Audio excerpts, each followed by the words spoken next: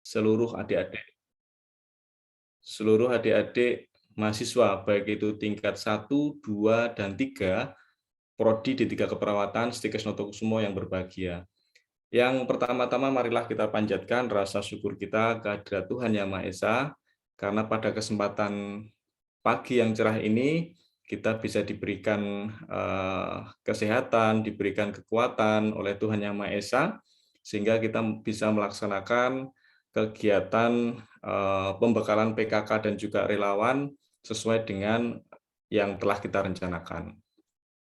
Selanjutnya, kami ucapkan terima kasih yang sebesar-besarnya kepada Ibu Helita Kikisan Sandra, yang mana pada kesempatan pagi hari ini berkenan menyempatkan waktunya di sela-sela kesibukan beliau berada di tengah-tengah kita untuk sharing dan berbagi ilmu, sehingga bisa memberikan semacam briefing ataupun pembekalan kepada adik-adik mahasiswa yang akan memasuki stase praktek di klinik ya, atau di rumah sakit. Mungkin perlu kami sampaikan sedikit gitu ya Bu Helita, bahwa di masa pandemik ini yang sudah memasuki tahun kedua ini di Indonesia, kebetulan sebagian besar kampus dan spesifiknya di keperawatan itu beberapa waktu yang lalu menggantikan mata kuliah praktek klinik keperawatan dengan metode lain. Ada yang itu dari pemerintah memang diberikan kebebasan untuk menggantikan mata kuliah itu selagi ada pandemi gitu. Ada yang dengan praktek di lingkungannya masing-masing begitu, dengan warga sekitar masing-masing yang mengalami masalah kesehatan gitu. Ada pula yang searching jurnal dan lain sebagainya, sehingga ada pengganti metode kegiatan tersebut.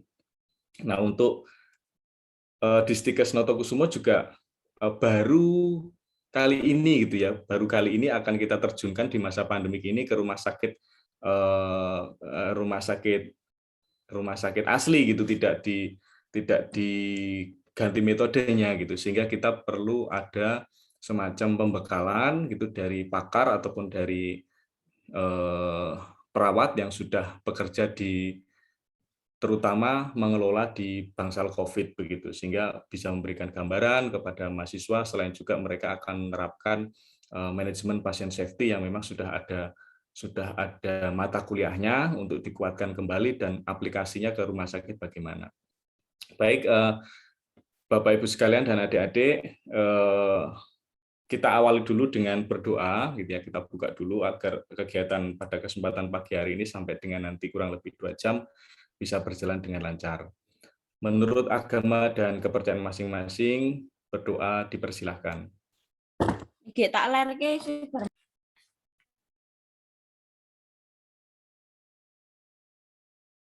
Berdoa cukup, terima kasih.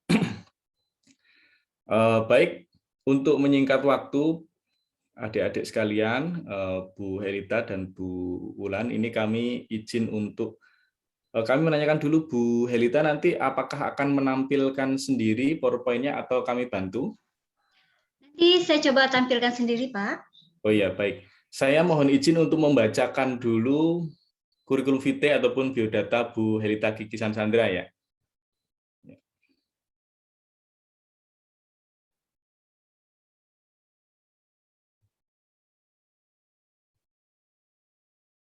Ya, sudah tampil ya, adik-adik. Baik, kami coba bacakan untuk kurikulum vitae Ibu Helita Kikisan Sandra Eskep Nurse. Pendidikan beliau SPK Depkes Pekanbaru tahun 98 ya. Kalau dulu namanya SPK, kalau nggak salah itu Sekolah Pendidikan Kesehatan atau Pendidikan Keperawatan. Kalau saat ini itu SMK gitu ya. Kalau saat ini ada SMK Kesehatan. Nah, itu kurang lebih sama begitu ya. Kemudian beliau D3 Keperawatan Akper Notokusumo Yogyakarta tahun 2004 ya. Ini tadi sudah disinggung juga oleh beliau dan Bu Wulan tadi saat diskusi, bahwa Bu Helita ini adalah alumni Akper Notokusumo ya dulu ya, Stikes Notokusumo. Itu tahun 2004 lulusnya angkatan ke-12. Kalau adik-adik di sini adalah angkatan ke-32, angkatan ke-31, dan angkatan ke-30 ya. Jadi separuhnya gitu ya, separuh angkatan gitu ya. Nah, Bu Helita ini dulu satu angkatan dengan saya gitu ya, satu kelas. Kalau dulu hanya 2 kelas itu, Akper itu hanya 2 kelas. Satu kelas hanya 40 mahasiswa gitu. Nah, alhamdulillah sekarang sudah dibesar gitu ya. Dan insya Allah mungkin ini juga mohon doanya untuk kelancarannya Bu Helita bahwa di tahun ini prodi S1 nurse-nya insya Allah akan turun izinnya, sehingga kita tambah satu prodi lagi, selain D3 keperawatan ada S1 keperawatan nurse, di samping juga ada prodi farmasi. Kemudian beliau Bu Helita melanjutkan S1 dan nurse di Universitas Esa Unggul tahun 2012. Riwayat pekerjaan beliau cukup banyak ya di sini sebagai perawat pelaksana dan mentor di SHKJ Jakarta, kepanjangannya apa Bu ya?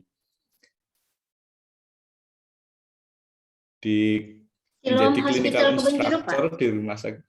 Oh, Silam Hospital. Ya, jadi kita juga nggak asing dengan Silam Hospital karena kita juga punya MOU dan banyak juga alumni kita yang bekerja di sana. Tapi di Silam Hospital yang sebelah mana? Ya, Pak? Ya, sepertinya di Ibu Waketiga yang mengurusi. Kemudian sebagai kepala unit poliklinik Rumah Sakit Graha Medica, sebagai sekretaris Komite Keperawatan RSGM Jakarta, anggota tim akreditasi Rumah Sakit RSGM Jakarta, kemudian kepala unit rawat inap. Ini kalau saya baca semuanya kepala unit, luar biasa Bu Helita ini. Kepala UGD, kepala Diklat dan Mutu Keperawatan Rumah Sakit Duta Indah ini dari 2018 sampai dengan sekarang.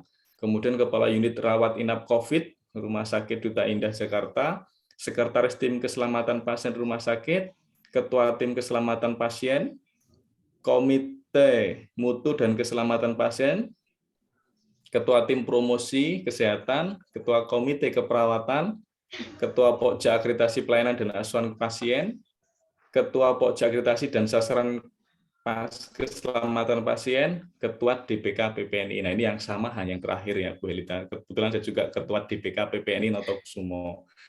Yang lainnya beliau sebagai ketua semua ya, kepala dan ketua ya, luar biasa. Demikian mungkin sebagai awalan untuk memperkenalkan Bu Helita. Mohon selanjutnya untuk memberikan briefing ataupun materi pembekalan untuk mahasiswa yang akan terjun ke praktek klinik keperawatan. Praktek klinik keperawatan di sini mereka adalah ada IGD, maternitas, anak, kemudian ada jiwa juga karena ini gerbongnya bergerbong, kemudian mereka stase muter begitu. Terus sebagian juga sekitar 50-an mahasiswa mereka ada yang terjun sebagai relawan di rumah sakit lapangan COVID-19 begitu. Baik, untuk waktu selanjutnya sampai dengan kurang lebih 90 menit ya, nanti sisanya kita lanjutkan dengan tanya jawab. Kami serahkan kepada Bu Helita untuk menyampaikan materi terkait manajemen pasien safety. Waktu dan tempat kami persilahkan, Bu Helita, silakan. Terima kasih Pak Rudi. Assalamualaikum warahmatullahi wabarakatuh. Selamat pagi Bu Bulan, Pak Rudi, adik-adik semua, salam kenal. Semoga pertemuan kali ini kita banyak mendapat manfaat dan berkah di forum ini ya. Saya tidak akan memperkenalkan diri lagi, teman-teman bisa panggil saya Kiki, Kikis, atau Kikisan yang biasa dipanggil oleh rekan-rekan saya di sini, yang mana aja boleh, senyamannya adik-adik dan teman-teman sekalian. Saya nggak tahu nih Pak Rudi tahu dari mana saya berkecimpung di keselamatan pasien ya, kayaknya sudah ngintip-ngintip. Hari ini kita akan sharing beberapa tentang keselamatan pasien. Sifatnya sharing aja karena teman-teman juga sudah mendapatkan materi, mungkin saya akan lebih menekankan kepada bagaimana sebenarnya bentuk aplikasinya di lapangan pekerjaan. Saya mulai screen share ya Pak.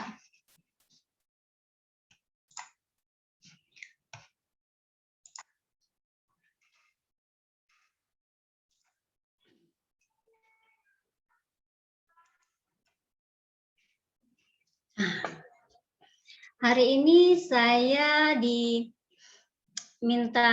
bantuan untuk share mengenai bagaimana konsep pasien safety yang saya yakin teman-teman sudah mendapatkan materinya di kampus, kemudian sasaran manajemen pasien safety, kemudian prinsip pelaksanaan pada pasien COVID, kemudian pengenalan alat pelindung diri. Ini ada salah satu bagian dari sasaran keselamatan pasien, terutama sasaran ke-5, kemudian implementasinya mulai dari pasien berada di UGD sampai dengan bangsa perawatan. Sebelum kita membahas mengenai konsep manajemen pasien safety, mungkin kita teman-teman sudah kenal yang ini, yang disebut dengan patient center care. Patient center care di mana metode pendekatan baru yang termutakhir dalam pelayanan pasien. Pasien yang dilibatkan menjadi anggota tim yang menjadi sentral, di mana para pemberi asuhan, ada DPJP, perawat, apoteker, analis, dan yang lainnya itu berada di sekitar pasien, membantu pasien dalam mengambil keputusan. Kalau tradisional dulu itu DPJP ada di tengah, di mana kita selalu berpusat kepada dokter yang utama merawat pasien. Tapi sekarang itu sudah berubah, di mana pasien dan keluarga itu menjadi subjek utama yang dulunya hanya objek, yang hanya menerima keputusan, sekarang mereka dilibatkan dalam pengambilan keputusan itu sendiri untuk perawatan mereka. Konsep manajemen pasien safety. Pertama kita kenal dulu apa itu pasien safety dari PMK 11 tahun 2017 ya. Itu merupakan suatu sistem yang dibentuk untuk sesuatu yang aman. Aman bagi siapa? Aman bagi pasien dan tentunya juga aman bagi petugas. Ini dibentuk dari beberapa hal, mulai dari asesmen resiko, identifikasi, kemudian bagaimana mengelola resiko tersebut. Kita belajar dari insiden, melaporkan insiden, kemudian bagaimana kita terus berupaya untuk kedepannya lebih baik dengan mempelajari setiap kejadian dan kasus yang ada di rumah sakit. Tujuannya tak lain dan tak bukan untuk mencegah terjadinya cedera pada pasien, baik itu akibat tindakan yang kita lakukan atau sesuatu yang harusnya kita lakukan tindakan, tetapi kita tidak melakukan tindakan. Setiap pelayanan kesehatan, mulai dari puskesmas, klinik, itu mereka sudah menjalani namanya akreditasi, apalagi rumah sakit. Dalam keselamatan pasien itu dibahas atau diterapkan 3 langkah untuk keselamatan pasien yang terdiri dari 7 standar keselamatan pasien, 7 langkah keselamatan, dan 6 sasaran keselamatan pasien. Kita akan lihat sedikit tentang 3 item ini.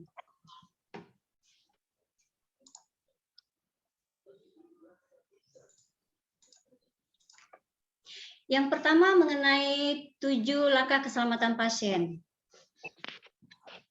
7 maaf Pak, di tempat saya agak sedikit tertutup. 7 standar keselamatan pasien. Di sini kita lihat tadi pasien berada di tengah lingkaran pelayanan atau asuhan yang kita berikan. Pertama-tama yang dibahas adalah mengenai hak dan kewajiban pasien. Pasien yang masuk ke rumah sakit atau fasilitas kesehatan itu harus tahu dulu mereka itu apa hak dan kewajibannya mereka. Sehingga kita bisa mengajak pasien dan keluarga untuk bekerja sama dalam asuhannya. Bagaimana pasien dan keluarga dididik agar mereka tahu, memahami mengenai proses dari perawatan mereka sehingga dapat mengambil keputusan yang tepat. Pelayanan yang diberikan itu harus berkelanjutan, tidak terputus. Contohnya, misalnya yang terputus, pasien datang ke rumah sakit, masuk ke IGD, kemudian mereka harus mendapatkan pemeriksaan. Tapi ternyata di rumah sakit tidak ada kesinambungan, pemeriksaan tidak dilakukan, pasien dioper ke fasilitas pelayanan kesehatan di tempat lain. Padahal di tempat tersebut ada fasilitas tersebut.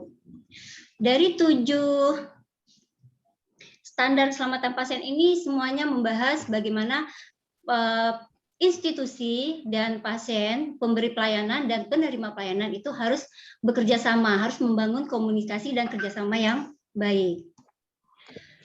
Kita masuk ke 7 langkah keselamatan pasien. Ini bagaimana manajemen suatu institusi untuk membangun budaya keselamatan. Keselamatan pasien, dan keselamatan bagi petugas. Mereka harus menimbulkan kesadaran, karena kesadaran inilah yang paling sulit untuk ditumbuhkan. Kebanyakan orang cuek dengan sekitarnya, padahal dengan sedikit memberikan keperhatian, mereka bisa membantu pasien untuk selamat dari hal-hal atau resiko-resiko yang dapat menimbulkan cedera pada pasien tersebut. Ya. Di sini bagaimana sistem dibangun, termasuk setiap kejadian harus ada pelaporan sekecil apapun itu, apakah itu baru resiko akan terjadi ataupun sudah terjadi, tidak menimbulkan cedera, ataupun terjadi dan menimbulkan cedera, atau bahkan sampai ke level yang lebih tinggi yaitu sentinel atau bisa menimbulkan kecacatan dan kematian. Poin ketiga tentang keselamatan pasien adalah 6 sasaran keselamatan pasien. Kalau kita lihat di sini, inilah nanti yang akan kita bahas lebih dalam. Ini semua terkait dengan kita pelaksana pemberi asuhan. Bagaimana sehari-hari kita bekerja dengan aman demi keselamatan pasien dan juga tentu buat keselamatan petugas ya. Tidak mungkin kita hanya menyelamatkan pasien tapi tidak menyelamatkan petugas. Kita akan bahas ini satu persatu. Sasaran manajemen keselamatan pasien yang pertama yaitu ketepatan identifikasi pasien. Di sini kita sebagai petugas kesehatan itu dituntut untuk selalu teliti, selalu teliti dan teliti. Mengapa ini diangkat menjadi salah satu sasaran keselamatan pasien? Kita sering dengar bahwa pasien A harusnya dikasih obat A, ternyata dikasih obat B. Kemudian pasien B harusnya ditransfusi, ternyata yang diberikan transfusi pasien C. Itu bermula dari identifikasi pasien.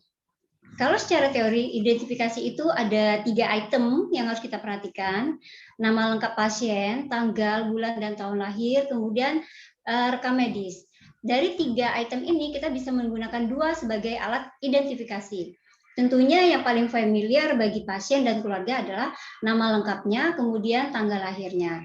Dengan melakukan identifikasi yang benar, kita dapat mencegah terjadinya hal-hal yang tidak diinginkan, cedera yang tidak diinginkan.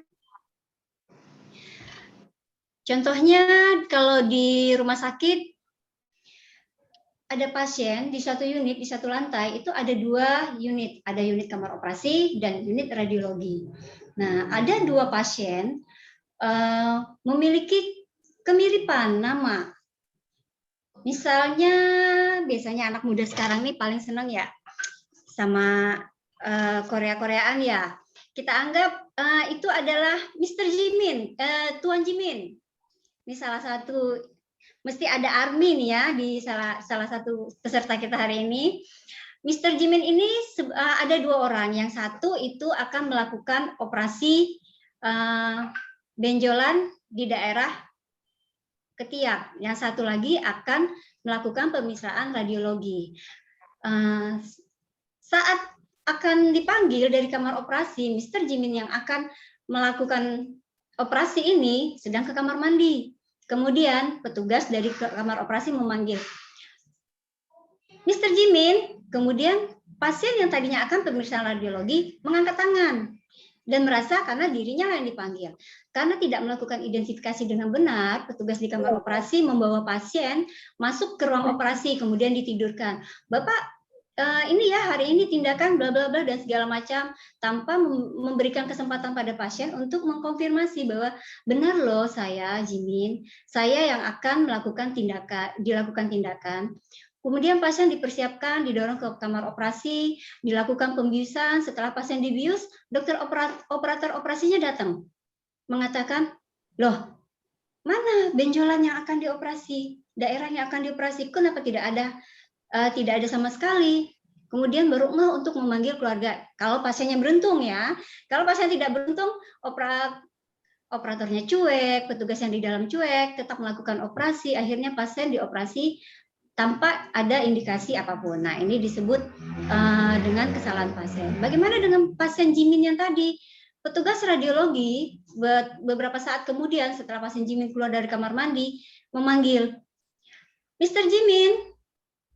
Mr. Jimin karena merasa dia bernama Jimin masuk ke ruang radiologi. Kemudian petugas radiologi tidak melakukan identifikasi dengan benar, tidak menanyakan, Bapak bisa menyebutkan namanya, tanggal lahirnya berapa, kemudian tidak mengklarifikasi bahwa dia akan dilakukan tindakan apa, langsung menggiring pasien ke dalam ruang tindakan. Pasien, Bapak tolong ganti baju, tanpa pasien dilibatkan dengan asuhannya. Setelah ganti baju, Bapak berdiri di sana, kemudian dilakukanlah pemeriksaan torak foto. Dan pasien mengatakan, saya perlu dilakukan pemeriksaan lagi, saya kemarin baru dilakukan pemeriksaan. Oh iya benar Pak, soalnya ini ada instruksinya. Nah, ini adalah perilaku-perilaku yang selalu ditemukan di lapangan, yang menimbulkan kesalahan ya, yang akhirnya resiko terfatal bisa menimbulkan cedera pada pasien. Jadi saya harap nanti teman-teman di lapangan tidak mengikuti kebiasaan yang salah dari kakak-kakaknya yang ada di lapangan, tapi lakukanlah dengan benar. Jangan takut untuk menjadi seorang pioner. Jangan takut lo sok perfect, tapi kita harus menyelamatkan pasien. Kalau pasien selamat, maka kita sebagai petugas akan selamat. Kemudian ada yang disebut dengan peningkatan komunikasi efektif. Ini lebih kepada bagaimana kita menerima instruksi baik itu lisan, melalui telepon, atau secara langsung ya. Ini membahas tentang contohnya begini. Teman-teman bertugas jaga di hari itu. Ada seorang pasien mengalami demam tinggi dan keluar hasil laboratorium, ternyata hasil leukositnya tinggi, jauh di atas normal. Teman-teman mengambil inisiatif menghubungi dokter jaga ruangan atau dokter JPJP. Waktu berkomunikasi melalui telepon, ini sudah bagus nih ya, teman-teman sudah menggunakan metode SBAR dalam pelaporan. Sekarang tinggal fase di mana menerima instruksi lisan. Teman-teman diberikan instruksi, oh ya, pasien Tuan A, tolong berikan obat ceftriaxone 3 kali 1 gram. Kemudian berikan paracetamol 3 kali 500 mg. Besok saya periksa. Kemudian, oh iya, terima kasih. Teman-teman hanya melakukan sebatas itu. Pada saat itu, teman-teman sedang menyiapkan obat pasien, sedang melakukan double check obat pasien. Dan di depan teman-teman ada obat yang namanya cefotaxime, di mana Ceftri dan Cevo ini pengucapannya mirip, serupa. Kemudian teman-teman menyiapkan obat pasien tersebut karena yang ada di depan diinstruksi oleh temannya, teman-teman jadi menyiapkan obatnya cefotaxime. Nah, di sini terjadi kesalahan. Kesalahan karena pertama, teman-teman tidak menulis apa yang tadi disampaikan oleh dokternya. Kemudian tidak membaca ulang apa yang ditulis, kemudian tidak ada konfirmasi dari pemberi informasi atau pemberi instruksi. Yang benar adalah saat kita menerima instruksi lisan, baik melalui telepon ataupun langsung, apa yang diinstruksikan harus dicat terlebih dahulu. Contohnya, tadi instruksi ceftriaxone 3 kali 1 gram. Teman-teman catat, ceftriaxone 3 kali 1 gram, paracetamol 3 kali 500 mg. Teman-teman catat. Kemudian kalau sudah selesai instruksi dari pemberi pesan atau dari DPJP-nya atau dari dokter jaga, teman-teman katakan, maaf dok, saya ulang. Terapinya adalah ceftriaxone 3 kali 1 gram, paracetamol 3 kali 500 mg. Kemudian harus ada konfirmasi dari pemberi pesan atau DPJP-nya sampai mereka mengatakan ya atau mengatakan benar. Kalau tidak ada tanggapan, teman-teman silakan tanya. Tidak usah takut-takut bahwa benar dok, ini terapinya sampai pemberi pesan mengatakan iya. Nah, teman-teman tahu sendiri kalau kesalahan terapi ini juga fatal terhadap pasien ya. Dan resikonya nanti kalau pasien tidak selamat, kitanya juga tidak selamat. Kemudian bagaimana dengan sasaran yang ketiga? Ini adalah goals yang ketiga dari sasaran keselamatan pasien. Ini sebenarnya perannya lebih banyak ke bagian farmasi, tapi kita sebagai petugas kesehatan di lapangan, apa sih yang terkait dengan ini? Teman-teman mungkin sebagian sudah ada yang kenal. yang namanya LASA atau norum. LASA look alike, sound alike atau norum, nama obat rupa sama, mirip, ya. Contohnya kita lihat di bawah ini ada obat yang tadi saya sebutkan, cefotaxime dan ceftriaxone. Lihatlah secara penulisan, kalau kita tidak teliti itu sangat mirip dan kemasannya pun sangat mirip. Nah, ini adalah tugas dari bagian farmasi untuk membuat daftar apa-apa saja obat yang tergolong LASA yang ada di institusi pelayanan kesehatan tersebut. Tugas kita sebagai petugas adalah kita harus memahami, harus tahu bahwa oh benar loh ini obat-obat tergolong LASA. Dan tugas farmasi lagi adalah harus menamai bahwa obat ini adalah LASA, harus dipasang stiker. Kalau ini nggak ada stikernya ya, karena obat yang look alike, sound alike itu harus ada tandanya LASA. Jadi ada stiker LASA pada obat tersebut yang menjadikan orang aware bahwa oh ini saya harus lebih teliti membacanya. Ya. Kemudian ada dengan elektrolit konsentrat. Nah ini disebut dengan obat salah satu obat high alert yang berkonsentrasi tinggi yang beresiko menimbulkan cedera apabila tidak ditangani dengan baik. Bagian farmasi akan memberikan label high alert. Ini ada yang bulat, ada yang panjang, tergantung dari masing-masing institusi. Bagaimana yang lebih aman sehingga tidak menutupi nama obat dan juga bisa terlihat oleh petugas. Nah, dari farmasi ini diatur penempatannya.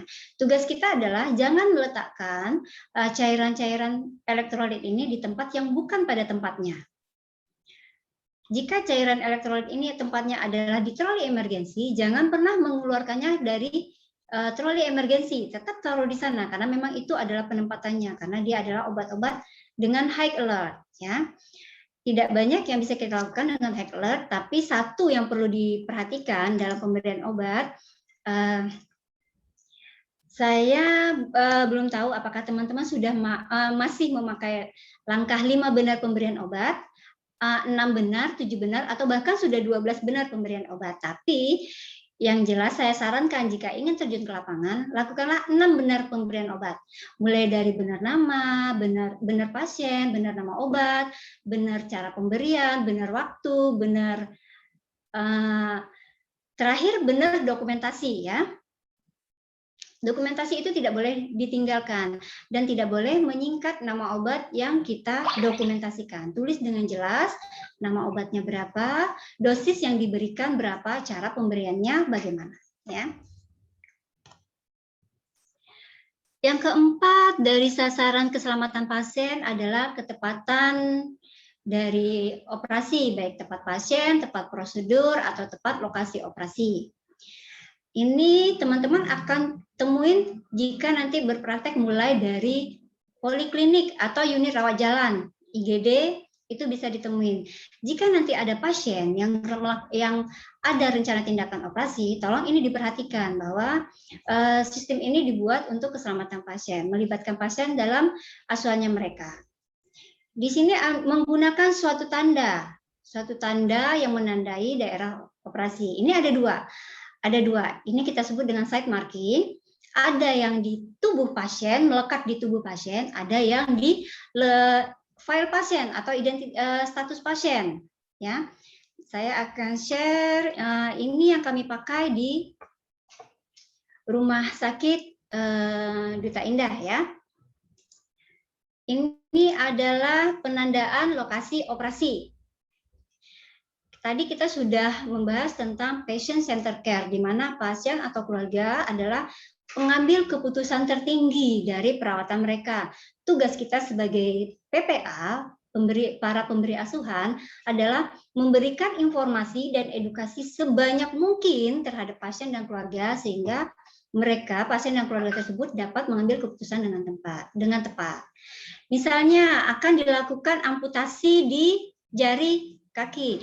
Masing-masing institusi itu punya kebijakan atau prosedur mereka sendiri dalam penandaan ini. Ada yang menandai dengan silang, baik di formulir ataupun di tubuh pasien. Ada juga yang menandai dengan lingkaran, ada juga dengan kata-kata yes. Silakan nanti institusi tersebut menggunakan yang mana. Jadi teman-teman harus baca SPO-nya mereka apa. Ya, jika akan dilakukan operasi di kaki kiri di bagian ibu jari, maka dilakukan penyilangan di daerah tersebut. Diberi keterangan, kemudian keluarga pasien dan keluarga dilibatkan kembali. Benar ya Pak, akan dilakukan, kita akan melakukan tindakan amputasi di ibu jari kaki kiri, lokasinya di sini. Kalau sudah confirm bahwa apa yang ada di dokter dan di persepsi sama keluarga sama, maka keluarga wajib menandatangani formulir tersebut bahwa mereka sudah dilibatkan untuk mengambil keputusan, oke, amputasi, lokasinya di mana, tindakannya apa yang akan dilakukan, ya. Kemudian kalau kita lihat ke atas di bawah adalah menggunakan suatu checklist, ya. Checklist ini menjadi panduan kita untuk tindakan. Apakah dalam operasi itu nanti timnya sudah cukup, alat-alatnya sudah lengkap dan berfungsi dengan baik, apakah benar pasiennya, benar lokasinya, benar nama tindakannya. Contohnya yang kita pakai adalah ini disebut dengan surgical safety checklist, ya. Nanti teman-teman kalau berpraktek di ruang operasi, carilah formulir ini, ya, sesuai dengan tuntutan akreditasi yang bertujuan untuk keselamatan bagi pasien dan keselamatan bagi petugas. Setiap rumah sakit harus ada ini. Mungkin pelaksanaannya yang masih up and down, tergantung bagaimana pengelolaan di unit tersebut, ya. Di sini kita lihat bahwa mulai dari dokter anestesi, perawat sirkuler, kemudian dokter operator, di sini ikut menandatangani, confirm dengan tindakan yang dilakukan ini. Kita lihat di sini ada sign in. Sign in ini dilakukan sebelum dilakukannya induksi anestesi. Jadi sebelum anestesi itu harus kembali kita identifikasi kembali pasiennya. Identifikasi kembali tindakan yang akan dilakukan, prosedur yang akan dilakukan, dokter siapa yang akan melakukan, kemudian sudah ada persetujuan operasi atau belum, siap, ya. Kemudian ada persetujuan anestesinya sudah atau belum, siap, bahwa confirm bahwa pasien ini sudah setuju, keluarga sudah setuju bahwa tindakan ini akan kita lakukan, ya.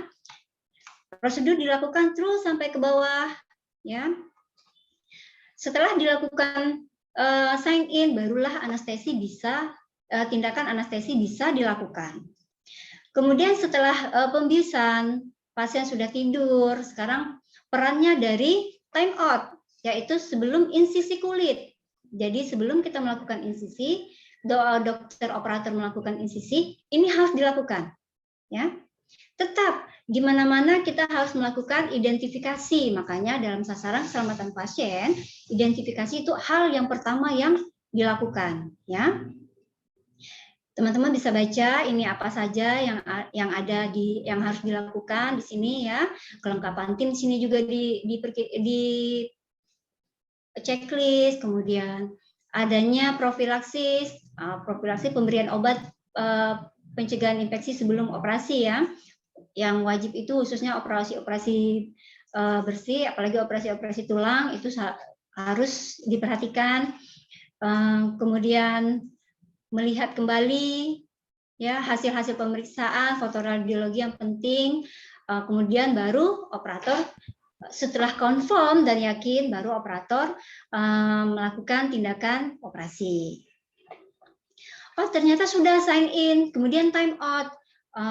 Sign out-nya nggak usah deh, kan udah pasti pasiennya, udah pasti tindakannya, biusnya udah aman, tindakannya udah aman, dokter udah selesai tutup kulit, ya udah tinggalkan. Oh tidak berhenti sampai di situ. Selanjutnya itu ada yang namanya sign out. Di sign out ini kita memastikan, nah kalau teman-teman pernah dengar cerita bahwa wah, di tubuh pasien itu di radiologinya kelihatan tuh ada guntingnya di perutnya, atau kelihatan tuh ada kasa di perutnya. Nah, di sign out ini dipastikan kembali hal itu tidak terjadi. Bagaimana caranya?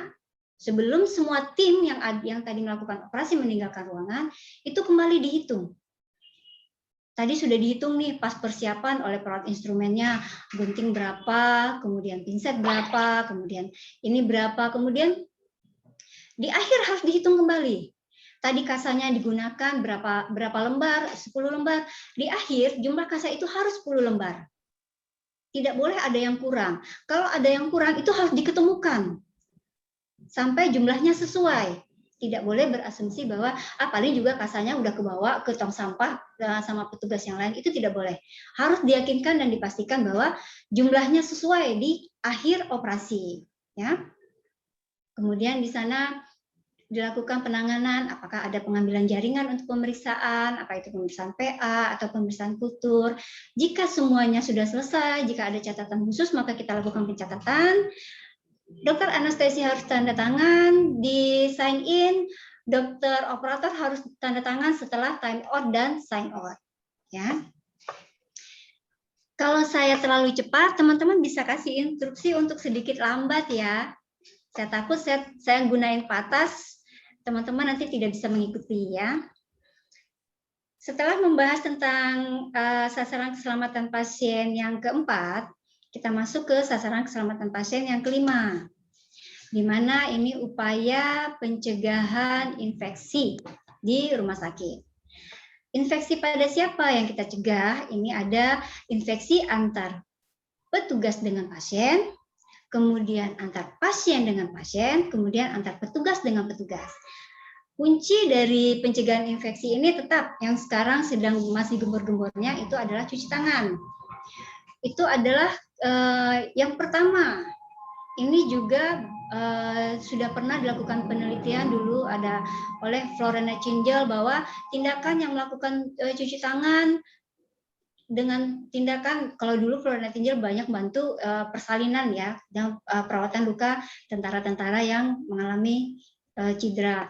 Itu tindakan perawatan yang dilakukan, persalinan dilakukan dengan petugas melakukan cuci tangan dengan benar, kemudian tindakan yang petugasnya mungkin cuci tangan tapi tidak benar, itu terbukti bahwa infeksi akan lebih banyak terjadi pada tindakan yang tidak melakukan cuci tangan dengan benar. Jadi bukan hanya berarti kita tidak cuci tangan, tapi tindakan yang kita lakukan jika itu tidak benar, tidak tepat, tidak sesuai, itu juga tidak akan menimbulkan manfaat yang berarti. Jadi kita harus benar-benar melakukannya dengan benar ya. Kita lihat di sini mengenai cara melakukan cuci tangan ya. Cara melakukan cuci tangan, kita tahu ada 2 cara cuci tangan, yaitu menggunakan cairan antiseptik berbasis alkohol yang biasa kita kenal dengan hand scrub ya. Bukan hanya alkohol sih, ada juga yang lain menggunakan klorin dan lain-lain tergantung produk apa yang kita pakai. Ada juga yang satu lagi adalah menggunakan air mengalir atau sabun ya. Teman-teman juga harus tahu kapan menggunakan hand scrub, kapan menggunakan air mengalir. Apabila kita lihat tangan kita kotor, gunakan air mengalir, itu harus. Atau kita melihat tangan kita tidak kotor, tapi setiap 2-3 kali sudah menggunakan hand scrub, sebaiknya cucilah tangan kita dengan menggunakan air mengalir ya. Hand scrub ini hanya kita bisa pakai untuk hal-hal yang sederhana ya. Untuk hal-hal yang sederhana, tapi kalau untuk sesuatu yang tindakannya lebih besar, contohnya operasi atau tindakan kita melakukan tindakan aseptik, sebaiknya kita cuci tangan. Walaupun pada tindakan aseptik seperti pemasangan infus itu menggunakan hand scrub masih diperbolehkan. Ya. Kita tidak akan membahas bagaimana cara mencuci tangan. Yang prosedurnya ada yang disebut dengan tepung selaci puput yang memudahkan kita mengingat langkah-langkah yang dilakukan. Teman-teman bisa searching ini banyak ya, karena ini referensi dari WHO, di internet banyak, dan mulai dari sekarang di rumah mandi atau cuci tangan untuk makan selalu gunakan metode ini. Selain untuk membiasakan diri, metode ini juga bagus. Tidak ada salahnya kita menggunakan metode ini untuk cuci tangan di rumah ya. Sekarang teman-teman sudah tahu bahan yang akan digunakan cuci tangan, kemudian kapan harus cuci tangan air mengalir, kapan harus menggunakan cuci tangan dengan hand scrub. Sekarang harus tahu juga kapan sih kita harus melakukan cuci tangan. Apakah kita mencuci tangan setiap saat atau hanya kalau kita lagi ingin. Nah, ini dikenal dengan 5 moment cuci tangan. Ya, lihat. Di antara 5 moment cuci tangan ini, hanya 2 yang berhubungan langsung dengan pasien, tapi 3 momen itu untuk kepentingan kita sebagai petugas.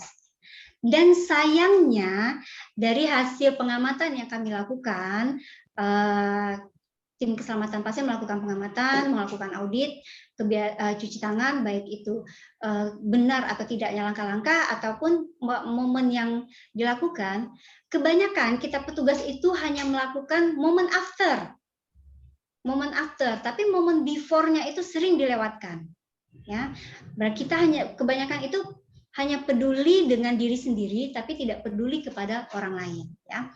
Yang pertama itu sebelum kita kontak dengan pasien, ini harus cuci tangan. Tujuannya agar kuman patogen atau bakteri patogen, semua yang patogen ada yang di tubuh kita, itu saat kita menyentuh pasien itu tidak berpindah kepada pasien. Atau saat kita di antara pasien satu dan dengan pasien yang lain itu tidak berpindah.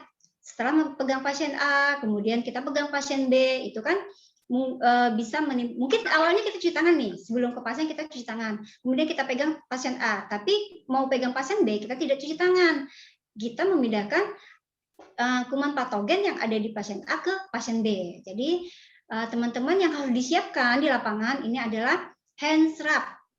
Ya, kalau wastafel nanti di sana sulit, hand rub yang bisa dikantongin, yang ditaruh di saku bisa digunakan setiap saat. Selalu ingat bahwa sebelum menyentuh pasien, siapapun pasiennya, cuci tangan. Jadi kita dapat mencegah penyebaran infeksi. Ya. Kemudian tindakan sebelum yang lain ada tindakan keperawatan yang bersifat aseptik atau yang bersifat walaupun prinsipnya bersih. Ya. Contohnya aseptik, pemasangan infus, pemasangan kateter, ya. Nah, sebelum melakukan tindakan-tindakan tersebut, cucilah tangan.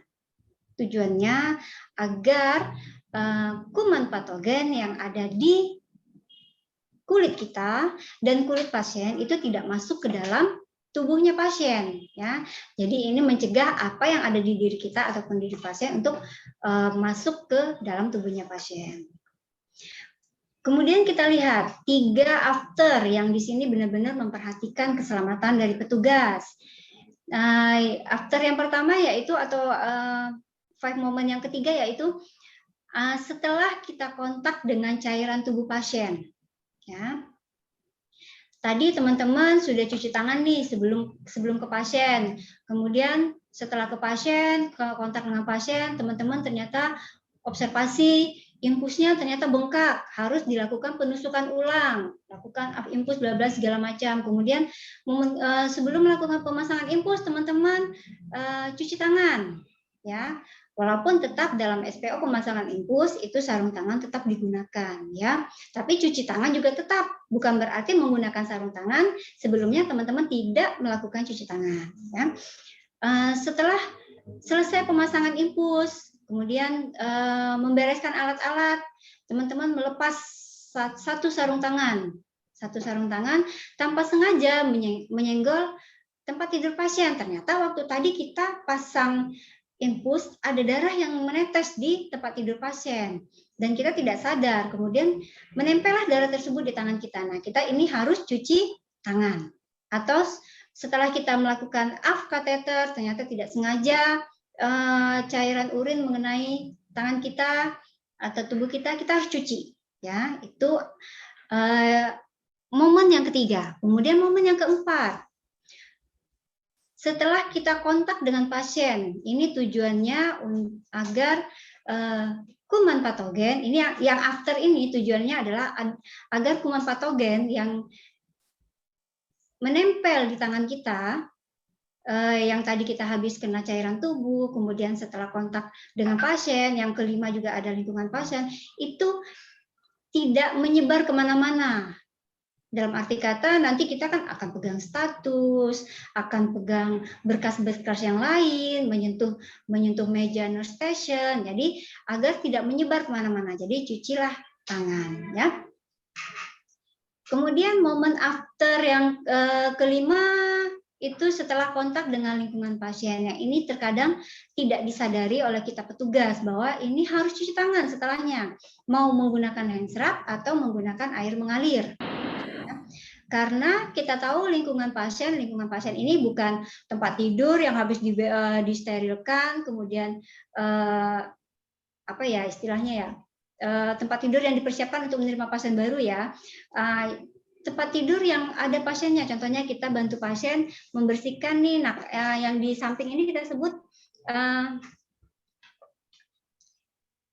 nakas ya, tempat berangkasnya pasien. Kan salah satu tugas perawat ada memperhatikan lingkungan pasien ya, agar lingkungan tetap terjaga. Kita nggak kontak dengan pasien, hanya kontak dengan nakas ini, lemari kecil yang ada di samping tempat tidur pasien. Nah, itu harus cuci tangan. Atau kita setelah dari pasien, kita gunakan hand scrub, kemudian kita keluar pintu, kita memegang gagang pintu, itu juga harus cuci tangan. Ya, sebelum kita kontak dengan lingkungan di luar lingkungan pasien. Ini adalah 5 momen kebersihan tangan yang harus diperhatikan. Lakukanlah minimal sesuai dengan 5 momen ini agar pasien yang kita rawat selamat, kita juga selamat, kita dapat mencegah penyebaran dari penyakit-penyakit yang dapat menular melalui kontak ya, khususnya kontak. Terakhir dari sasaran keselamatan pasien itu adalah pengurangan risiko pasien jatuh. Ya, kita sering mendengar cerita di rumah sakit bahwa pasien A jatuh kemudian patah, pasien B jatuh walaupun tidak terjadi apa-apa, tapi setelah jatuh kulitnya lecet. Nah, walaupun pasien jatuh itu bisa disebabkan karena faktor penyakitnya, ya, ataupun faktor lingkungan, ya ada internal dan eksternal pasien, tapi itu harus kita kaji, harus kita kenali dari awal, ya. Dengan apa kita mengenalinya? Kalau di institusi rumah sakit itu yang sudah menerapkan standar akreditasi, itu ada yang namanya asesmen resiko jatuh, entah itu di rawat jalan ataupun rawat inap. Ya, dari asesmen inilah yang menentukan langkah-langkah apa ke depannya yang akan kita lakukan untuk mencegah pasien ini benar-benar jatuh. Ya, pasien ini benar-benar jatuh. Contohnya, pasien datang ke IGD. Sampai di IGD dilakukan asesmen risiko jatuh rawat jalan. Oh, ternyata pasien ini tidak berisiko karena dia datang sebenarnya hanya dengan diare sudah 4 kali hari ini sejak dari pagi. Kemudian pasien ada indikasi rawat inap karena dari hasil pemeriksaan laboratorium elektrolitnya terganggu. Pasien masuk rawat inap, sampai di rawat inap, pasien ini harus kembali dilakukan asesmen untuk pasien rawat inap. Oh, ternyata dari asesmen yang dirawat inap, pasien ini beresiko jatuh karena sudah terjadi pasien ini kelemahan, tidak mampu untuk aktivitas sendiri, aktivitasnya harus dibantu, naik turun tempat tidur harus dibantu, kalau ke kamar mandi jalan harus sudah menggunakan kursi roda. Nah, ini pasien sudah beresiko jatuh.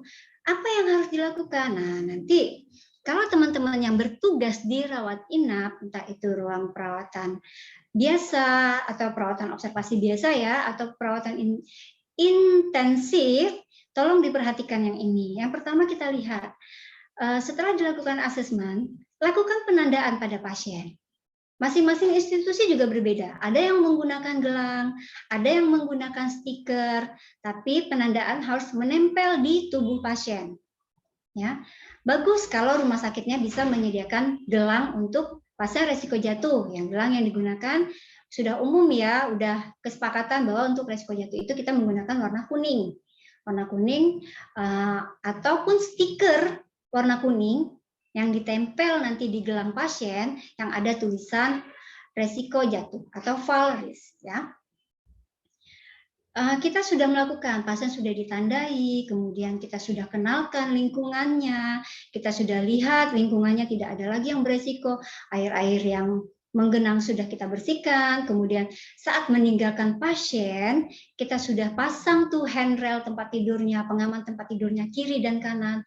Kita juga sudah edukasi baik pasien ataupun keluarga nih, mereka sudah tanda tangan. Kita sudah edukasi bahwa oh pasien ini beresiko jatuh, yang harus diperhatikan hal-hal seperti ini. Di pertengahan perawatan, semua langkah-langkah kita sudah lakukan, ternyata pasien tetap jatuh.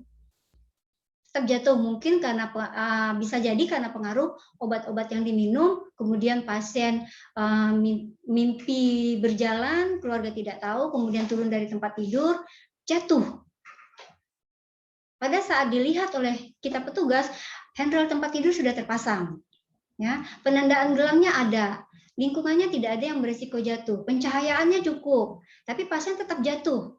Nah, jangan lupa, saya tidak pakai bahasa jangan lupa ya, karena biasanya diingat jangan dan lupanya. Saya pakai bahasa harus selalu diingat bahwa lakukan pelaporan insiden keselamatan pasien dalam waktu maksimal 2 kali 24 jam akan sangat baik jika kita lakukan setelah kita melakukan tata laksana pada pasien jatuh tersebut. Ya, jangan menunggu sampai lama karena kapasitas ingatan manusia itu terbatas. Ada hal-hal yang otak kita itu akan menghapus memori yang dianggap tidak perlu. Ya, ini harus diperhatikan. Jangan nanti ke pasien jatuh kita takut untuk melapor. Justru kita harus melapor. Tujuannya agar manajemen bisa mengkaji apakah ada sistem yang harus diperbaiki, apakah SDM-nya perlu lebih diedukasi, atau ada hal-hal lain yang terkait dengan keselamatan pasien tersebut. Nah, itu tadi yang terkait dengan sasaran keselamatan pasien yang harus kita perhatikan ya. Yang poin pentingnya yang pertama identifikasi, bagaimana dengan komunikasi, penanganan obat-obat high alert, kemudian bagaimana dengan upaya ketepatan lokasi, operasi, pasien, tindakan, kemudian bagaimana pencegahan terhadap infeksi, kemudian pencegahan pasien resiko jatuh. Ya, apabila ada yang tidak jelas, nanti teman-teman silakan nanti saya sharing pengetahuan apa yang saya bisa setelah sesi presentasi ini ya.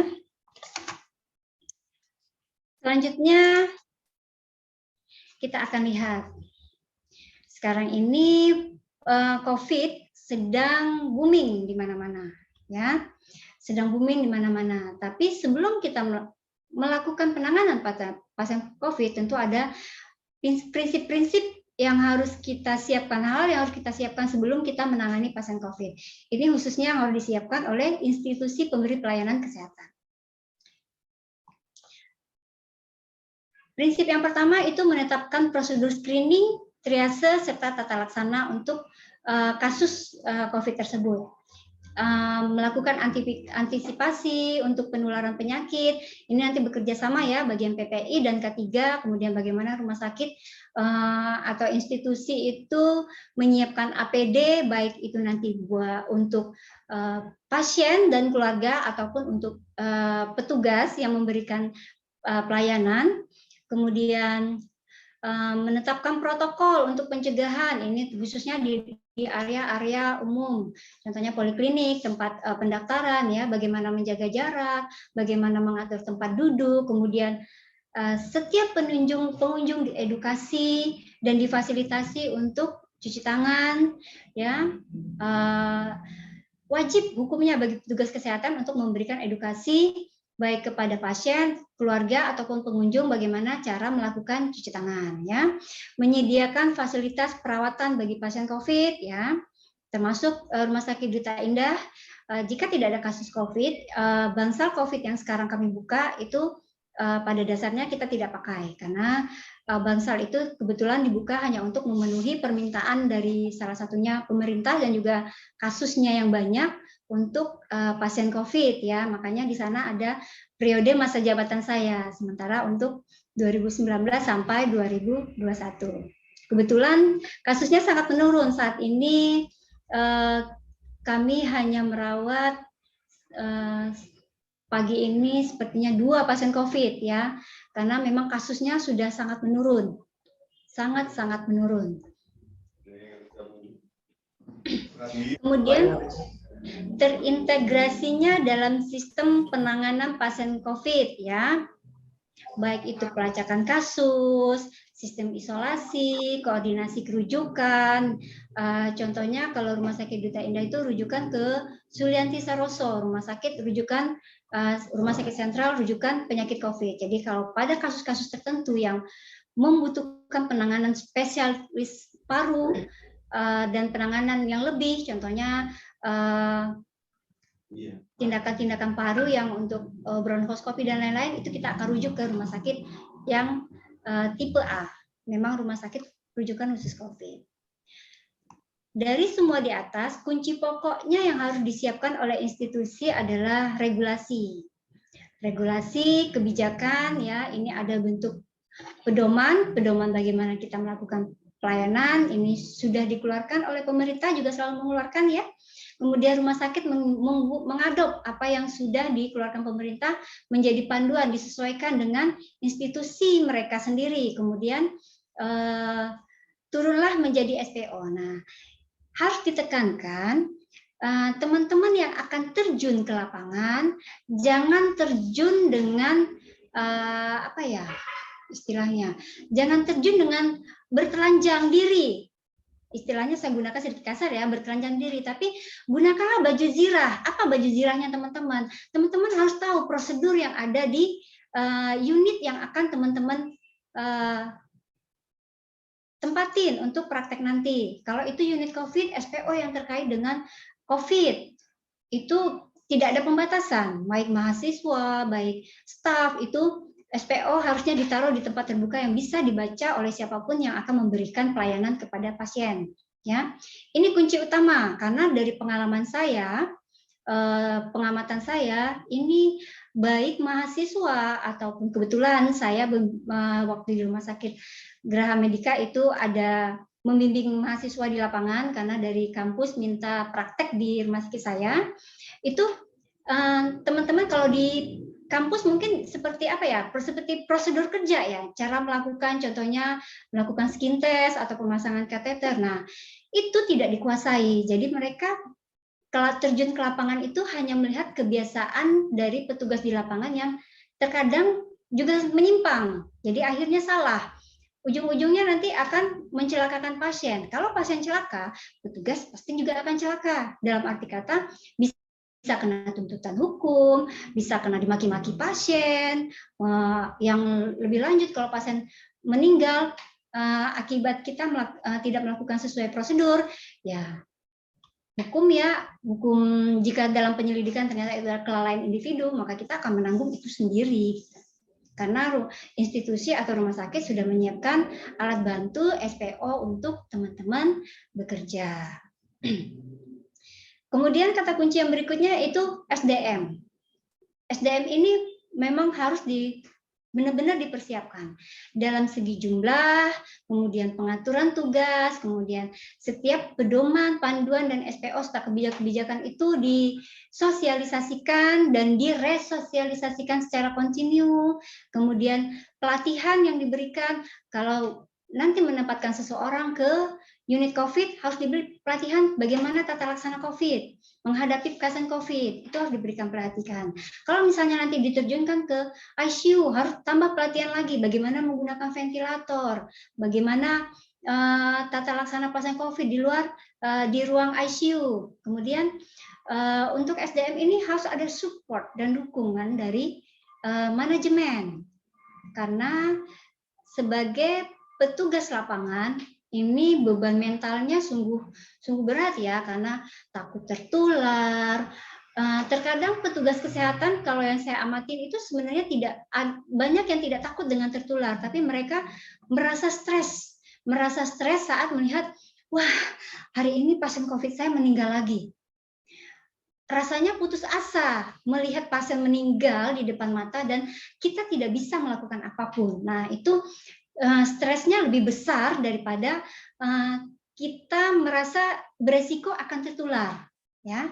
Karena kalau dibilang petugas itu sangat takut untuk tertular, mesti dia akan melakukan tahap-tahapnya menggunakan APD dengan benar, cuci tangan dengan benar, melepasnya dengan benar, menempatkan APD dengan benar. Tapi sebagian petugas justru melewatkan beberapa fase dari proses itu. Mereka lebih stres melihat karena tidak bisa melakukan apapun terhadap pasien yang ada di depannya. Jadi rumah sakit atau manajemen harus mendukung dan mensupport baik secara APD, secara regulasi, juga mensupport secara mental pasien terhadap staf-staf yang merawat langsung pasien COVID. Ya, dalam segi pelayanan bagaimana? Nah, ini tadi ya alur pelayanan. Mulai dari pasien datang, dilakukan screening, dilakukan triase, kemudian dibagi zona di rumah sakit, mana yang untuk pasien COVID, mana yang untuk pasien yang gejala non-COVID, ya. Kemudian semua protokol terkait PPI itu dibuatkan banner, disosialisasi, kemudian dibuatkan dalam bentuk suara, himbauan untuk jaga jarak, cuci tangan, ya. Kemudian institusi juga membangun sistem inovasi pelayanan kesehatan, ya, bagaimana agar semua sistem itu, contohnya rumah sakit menerapkan untuk pendaftaran online, jadi hanya datang di jam yang sudah ditentukan, itu salah satunya. Menyiapkan layanan farmasi pesan antar, maksudnya setelah farmasi selesai agar mencegah tersebarnya virus. Jadi selesai administrasi farmasi, silakan pulang, nanti petugasnya yang akan mengantar ke rumah menjelaskan tentang obat, itu salah satu, ya.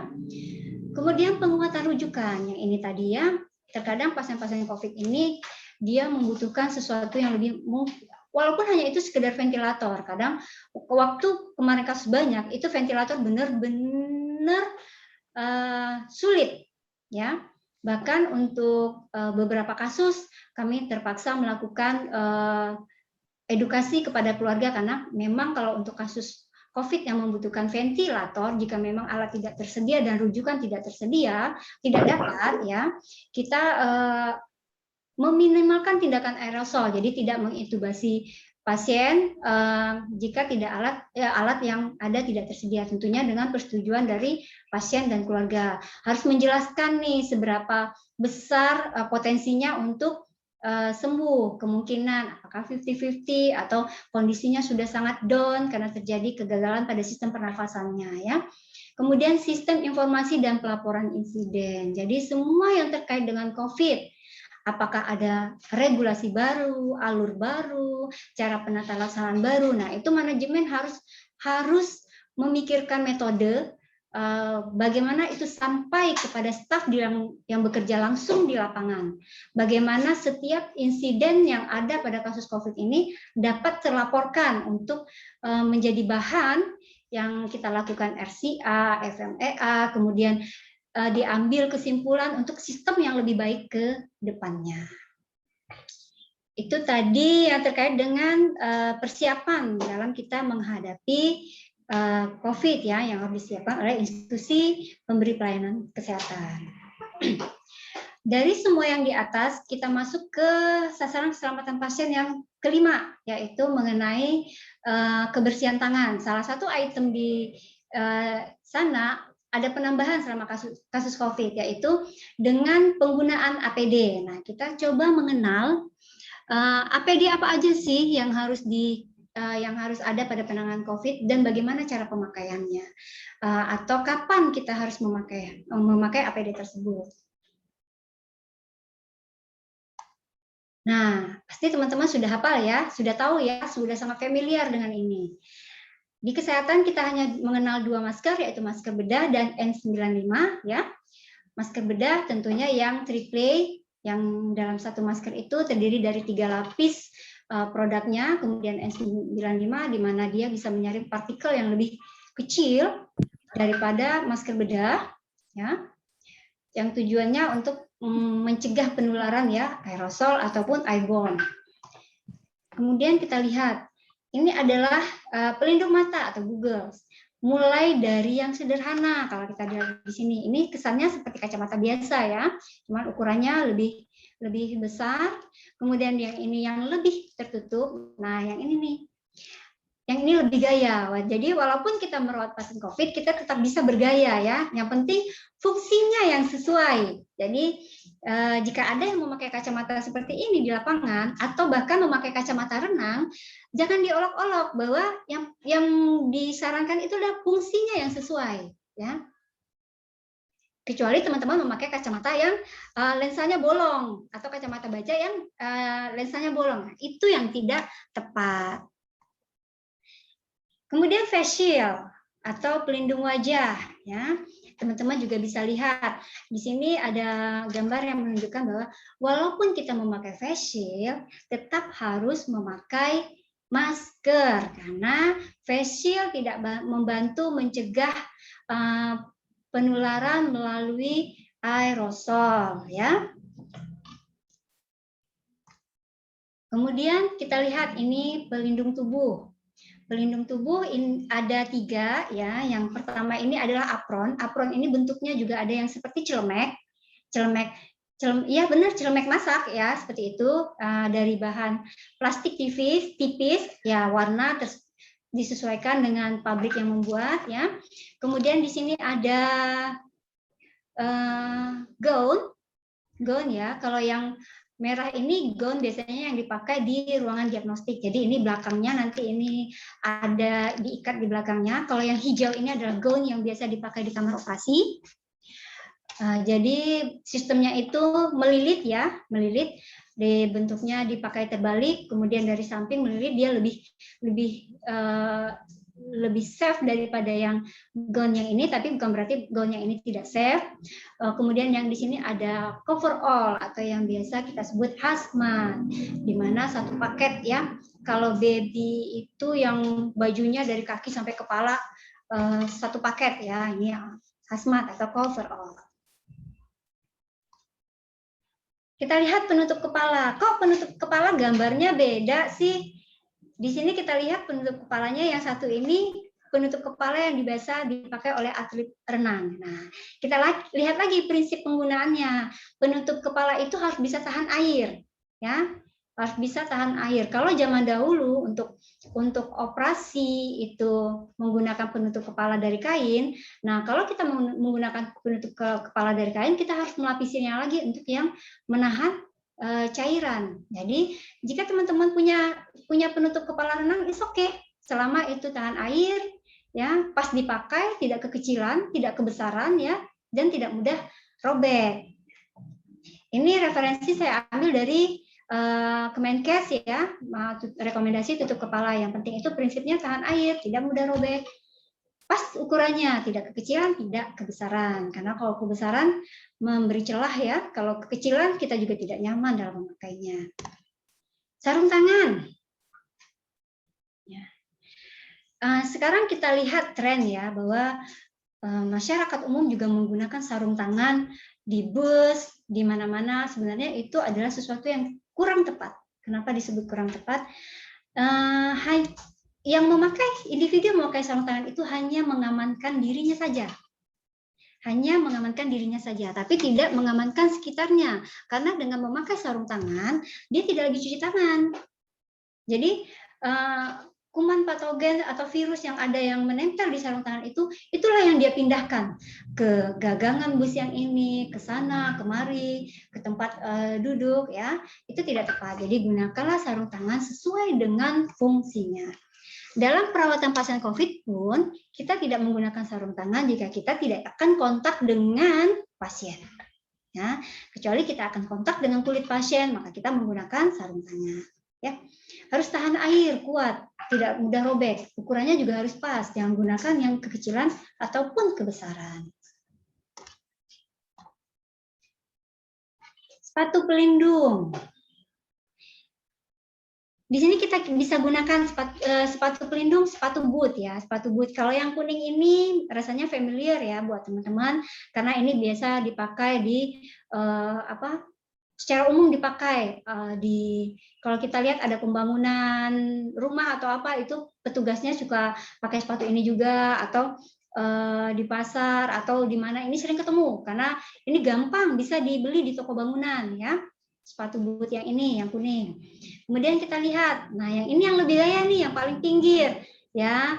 It's okay, silakan dipakai. Kalau teman-teman tidak sayang sepatu mahalnya, nanti terciprat cairan-cairan antiseptik ataupun terkena cairan tubuh pasien, ya. Boleh. Pada prinsipnya harus melindungi kaki, ya.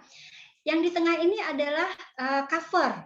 teman-teman bisa menggunakan sepatu kets. Di tempat saya, di Rumah Sakit Duta Indah, itu sebagian petugas yang berjaga di IGD, itu mereka menggunakan sepatu kets. Selain lebih nyaman, mudah bergerak, nanti itu tinggal diberi pelapis untuk anti air. Karena sepatu kets itu lebih bagus.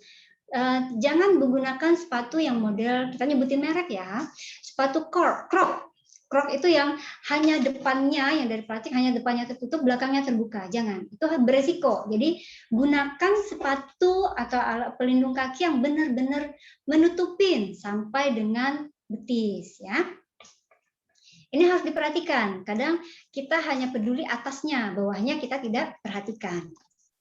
Nah, jika sudah tahu di atas alat pelindung diri apa aja yang biasa dipakai dalam pelayanan pasien COVID ataupun pada umumnya dipakai di institusi kesehatan, kita harus tahu kapan harus digunakan, bahwa tidak setiap saat kita harus pakai coverall. Jadi nanti teman-teman kalau ke lapangan misalnya nih, teman-teman praktek di IGD atau jadi relawan di IGD, tapi tugasnya adalah di meja screening, jangan minta coverall, ya.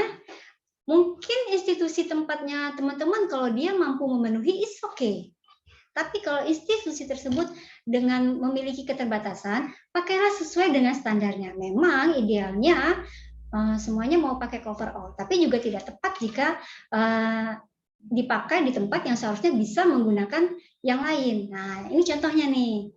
Jika teman-teman bertugas di triase atau screening, ini kan pemilahan pasien ya, pasien yang datang dipilah. Nah, cukup menggunakan masker bedah, tapi gunakan dengan cara yang tepat.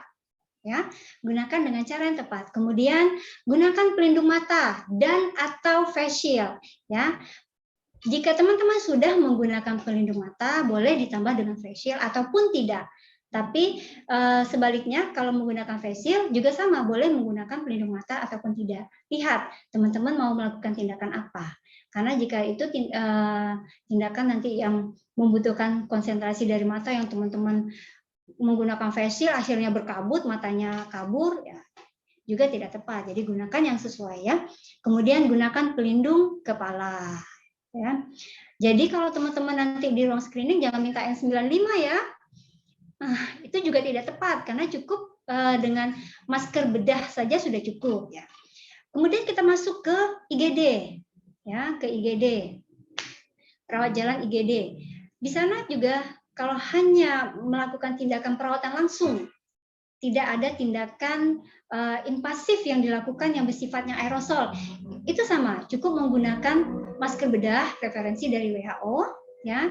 Nah yang membedakan di sini nih, kalau di screening tadi teman-teman tidak harus menggunakan gown atau overall untuk pelindung badan, teman-teman bisa menggunakan baju hachincho. Baju hachincho nanti coba di searching itu apa sih baju hachincho, tapi gunakan yang lengan panjang yang bisa menutupin ya, atau teman-teman kalau lengan pendek bisa menggunakan manset ya.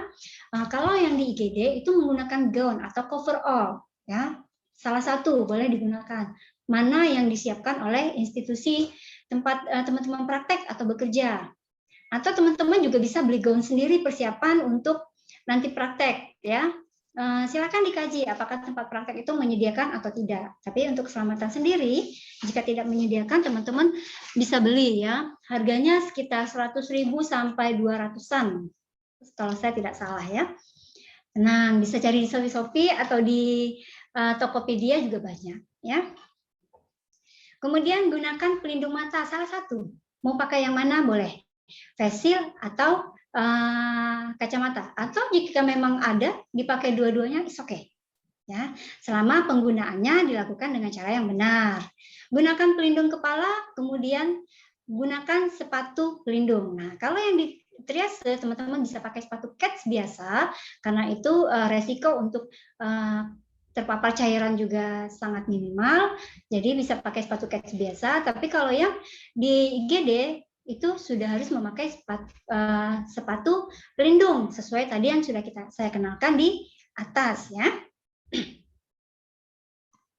Masih di IGD, tapi teman-teman akan melakukan tindakan yang sifatnya aerosol. Apa itu? Contohnya mau RJP. RJP itu kan kita harus membuka saluran nafas pasien ya untuk memberikan bantuan pernapasan. Kemudian intubasi. ya, memasukkan ETT sampai ke paru-paru pasien. Nanti teman-teman bisa baca-baca ya, apa tuh intubasi, alat yang dipakai apa saja ya.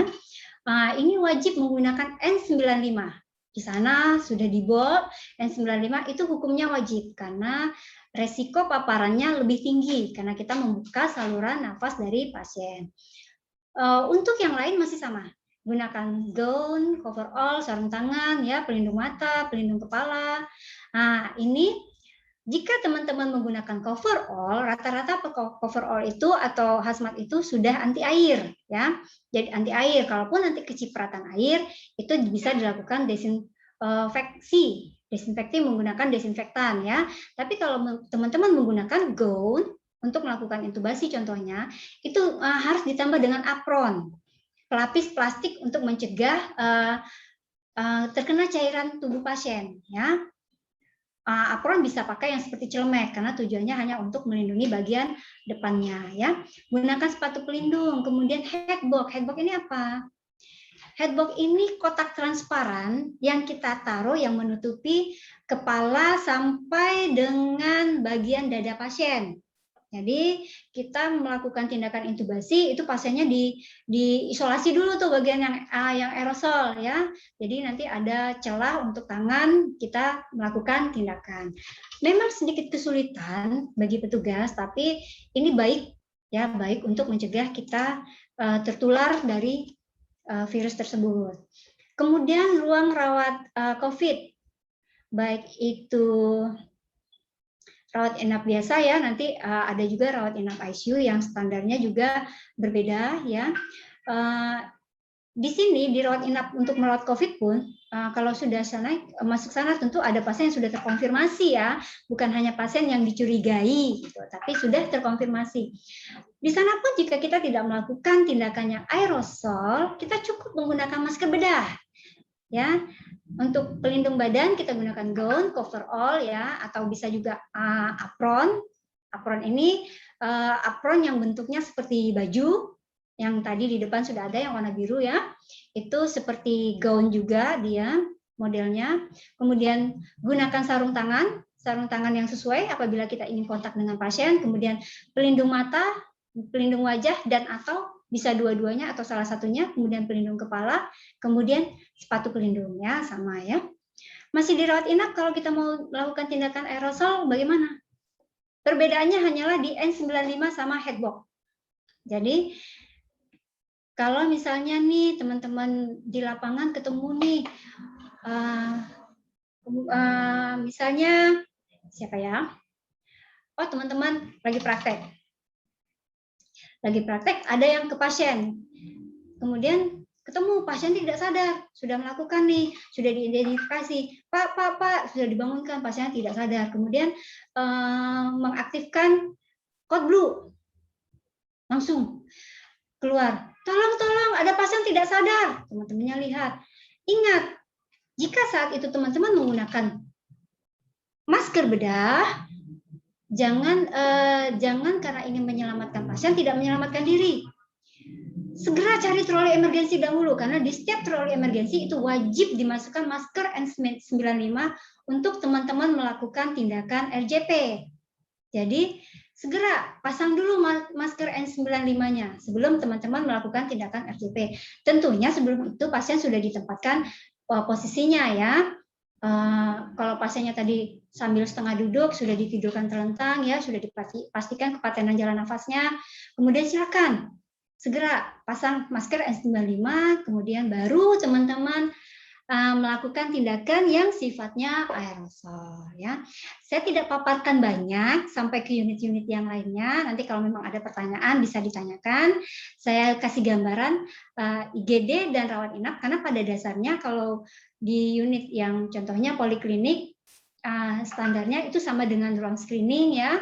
Yang lainnya paling apa yang harus digunakan oleh petugas CSSD, petugas linen atau petugas administrasi ya. Saya rasa itu pengenalan APD. Sudah jam berapa? Apa masih cukup waktu ya Pak Rudi ya? Sudah jam 9.20, mudah-mudahan masih cukup waktu. Masih, Bu, masih. Masih ya. Kita berikutnya kita lihat. hal-hal yang harus kita perhatikan. Nah, ya teman-teman, walaupun kita menggunakan alat pelindung diri yang sesuai dengan standar, kita harus perhatikan hal berikut ini. Yang pertama, gunakan baju kerja. Kalau untuk penanganan di pasien COVID itu lebih nyaman menggunakan hachincho. Nanti bisa diskusi dengan pihak kampus ataupun institusi untuk pemakaian ini. Karena kalau kita menggunakan seragam yang biasa itu lebih sedikit tidak nyaman ya. Kemudian kebersihan tangan, tetap ya kunci yang pertama pencegahan infeksi adalah kebersihan tangan. Baik kita sebelum memasang APD ataupun sesudah menggunakan APD. Nah, ini yang diwarnai merah itu adalah yang benar-benar harus teman-teman perhatikan ya. Melakukan kebersihan tangan setiap melepas item dari APD. Ya. Jika teman-teman nanti di lapangan ke ruang pelepasan APD, mohon jangan lepas sebelum membaca panduan pelepasan APD yang ada di sana ya. Jangan pernah berhenti belajar dan membaca. Lihat, cari, Kak, mana panduan untuk pelepasan APD-nya? Lakukan langkah-langkah sesuai dengan hal tersebut karena wajib hukumnya ada ditempel panduan bagaimana melepaskan APD itu di setiap tempat-tempat untuk pelepasan APD ya. Yang terakhir mandi. Sebelum terjun ke lapangan, survei dulu ke tempat kita akan praktek. Ada nggak fasilitas mandi di sana? Kalau misalnya di sana tidak menyediakan fasilitas mandi, silakan cari kemana ada fasilitas yang bisa menyediakan fasilitas mandi. Jadi kita keluar dari lingkungan COVID tersebut, kita sudah dalam keadaan bersih ya. Nih, 4 unsur yang harus kita patuhi dalam penggunaan APD. Yang pertama, pakai sesuai indikasi, jangan memakai handscoon setiap saat ya. Nanti dari pasien A, pasien B kita gunakan handscoon yang sama.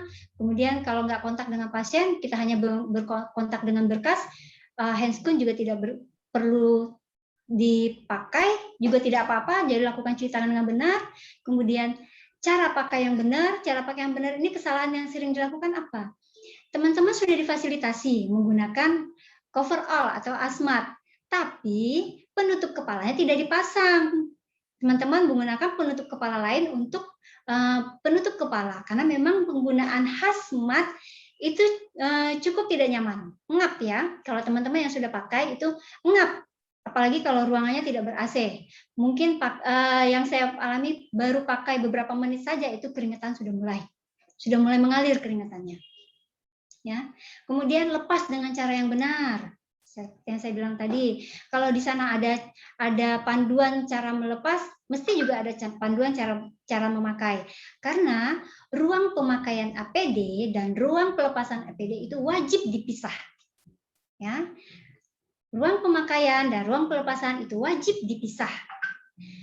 Jadi kalau kita masuk ke ruang pemakaian, yang harus kita lakukan adalah baca panduan pemakaian, kalau pelepasan baca panduan pelepasan. Nah, kalau kita sudah lepas, ini terkait dengan penempatan dari APD tersebut.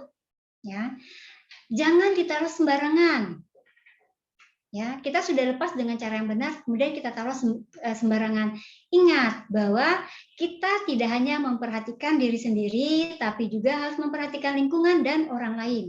Karena ini beresiko bagi orang lain yang masuk kemudian setelah kita ke ruangan tersebut, dan petugas cleaning service yang nanti akan mengangkut APD yang habis pakai tersebut. Jadi mari lindungi diri kita dan juga lindungi orang lain dan lingkungan ya. Inilah hal-hal yang harus kita perhatikan dalam penggunaan APD. Saya harap adik-adik, rekan-rekan benar-benar memperhatikan, karena banyak petugas kesehatan yang sudah menggunakan APD dengan item yang lengkap, tapi tetap tertular COVID karena cara pakai sudah benar, tapi cara melepasnya salah. Ya, cara pakai sudah benar, tapi cara melepasnya salah. Nah, itu yang salah satu menyebabkan kita bisa terpapar dari virus COVID tersebut. Saya rasa kita sudah masuk ke bagian akhir ya, bagian judul akhir dari sharing kita hari ini. yaitu mengenai implementasi sasaran keselamatan pasien terkait dengan aspek PPI-nya untuk penanganan COVID baik di UGD dan bangsal perawatan. Kalau berbicara ini, kita berbicara tentang alur penanganan pasien. Ya, bagaimana alur penanganan pasien itu, apakah sudah sesuai dengan ketentuan dari PPI dan pasien safety, di mana kita harus meminimalkan penyebaran penyakit, ya, penyebaran dari virus tersebut. Kita lihat. Nah, setiap institusi alur pasien bisa berbeda-beda, tergantung dari fasilitas yang ada, baik itu halaman, gedung-gedung yang ada, kemudian luasnya daerah ya, luasnya tempat ya, kemudian SDM yang ada, tapi prinsipnya harus tetap sama. Ya, pertama pasien datang ke institusi pelayanan kesehatan, baik itu puskesmas, klinik, rumah sakit, itu harus dilakukan screening. Ya. Kalau dulu pintu gerbangnya masuk rumah sakit adalah langsung IGD, kalau sekarang ada posko screening. Di sana dilakukan pemisahan dari pasien yang datang ini atau klien yang datang ini. Mana yang bergejala COVID, mana yang bergejala non-COVID, ya. Teman-teman harus tahu bahwa apa saja sih yang tergolong gejala-gejala COVID, ya. Yang utama adalah yang terkait dengan ISPA, infeksi saluran nafas atas, batuk, pilek, ya, yang disertai demam, sesak kalau pada fase lanjut, ada penurunan saturasi bila terjadi happy hipoksia, ya itu harus tahu. Dan setiap institusi punya formulir screeningnya masing-masing, ya, sebagai alat kerja untuk melakukan pemisahan pasien ini. Nah, nanti kalau sudah ketahuan ini gejala COVID, ini gejala non-COVID. Kalau untuk pasien-pasien non-COVID, nanti dia masuk ke triase khusus untuk pasien-pasien dengan gejala non-COVID, ya. Nanti kemudian masuk ke ruang observasinya mereka, dilakukan asesmen klinis, kemudian pemeriksaan penunjang yang kemudian diambil kesimpulan pasien ini akan masuk rawat inap atau melakukan rawat jalan. Pada dasarnya sama dengan pasien COVID, ya. Hanya saja pada pasien COVID untuk ruang observasi nanti dibagi lagi. Pasien yang bergejala COVID masuk ke ruang triase COVID. Kalau yang di depan screening awal itu memisahkan antara COVID dan non-COVID, kalau pada triase COVID nanti akan dipisahkan. Mana pasien yang gawat, mana pasien yang darurat, mana pasien gawat darurat, mana pasien yang tidak gawat tidak darurat, ya. Teman-teman yang sudah pelatihan BCCLS mesti sudah familiar dengan istilah ini, ya. Walaupun penyebutannya kadang beda-beda, tapi pada prinsipnya sama, ya.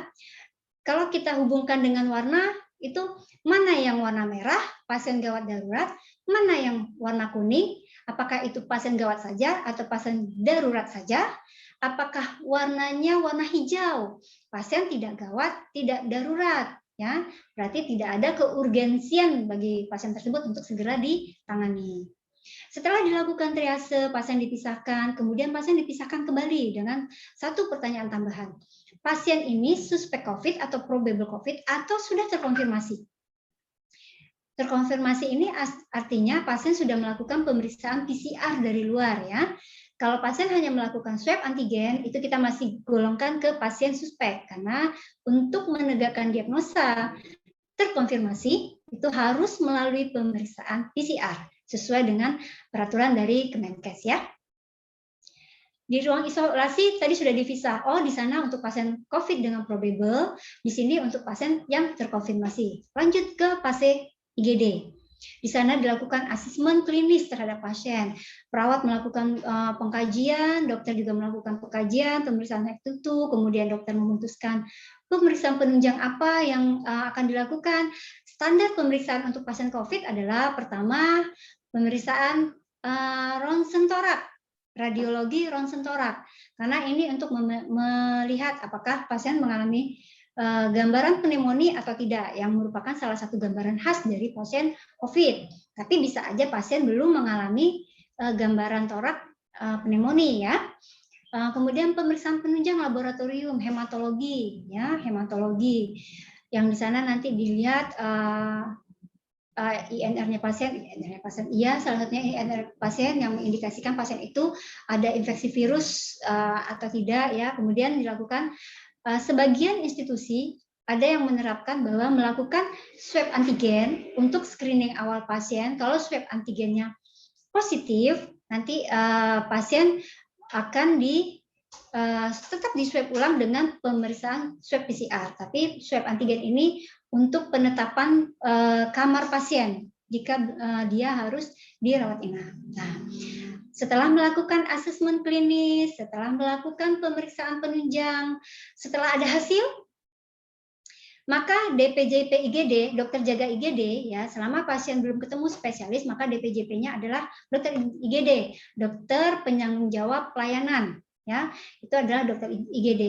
Dokter IGD akan melihat hal tersebut.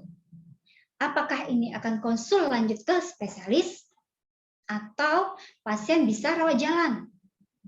Oh, ternyata pasiennya hanya gejala ringan tanpa komorbid. Nah, teman-teman harus juga sudah tahu nih, sudah punya buku pintar sebelum terjun ke lapangan.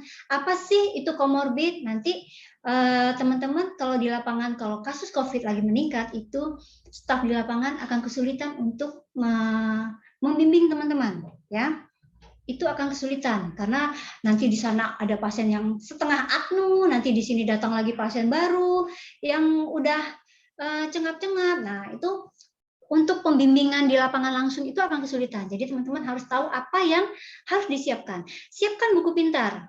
Pertama, oh, saya harus tahu nih kalau saya tugas di IGD dalam screening apa-apa sih COVID, tanda-tanda pasien COVID, saya harus belajar lebih dalam nih bagaimana cara mengkaji dan menggalinya agar pasien atau keluarga itu tidak membodohi kita, tidak membohongi kita. Jadi harus punya trik. Kemudian, oh, triase, bagaimana nih pemilihan pasien?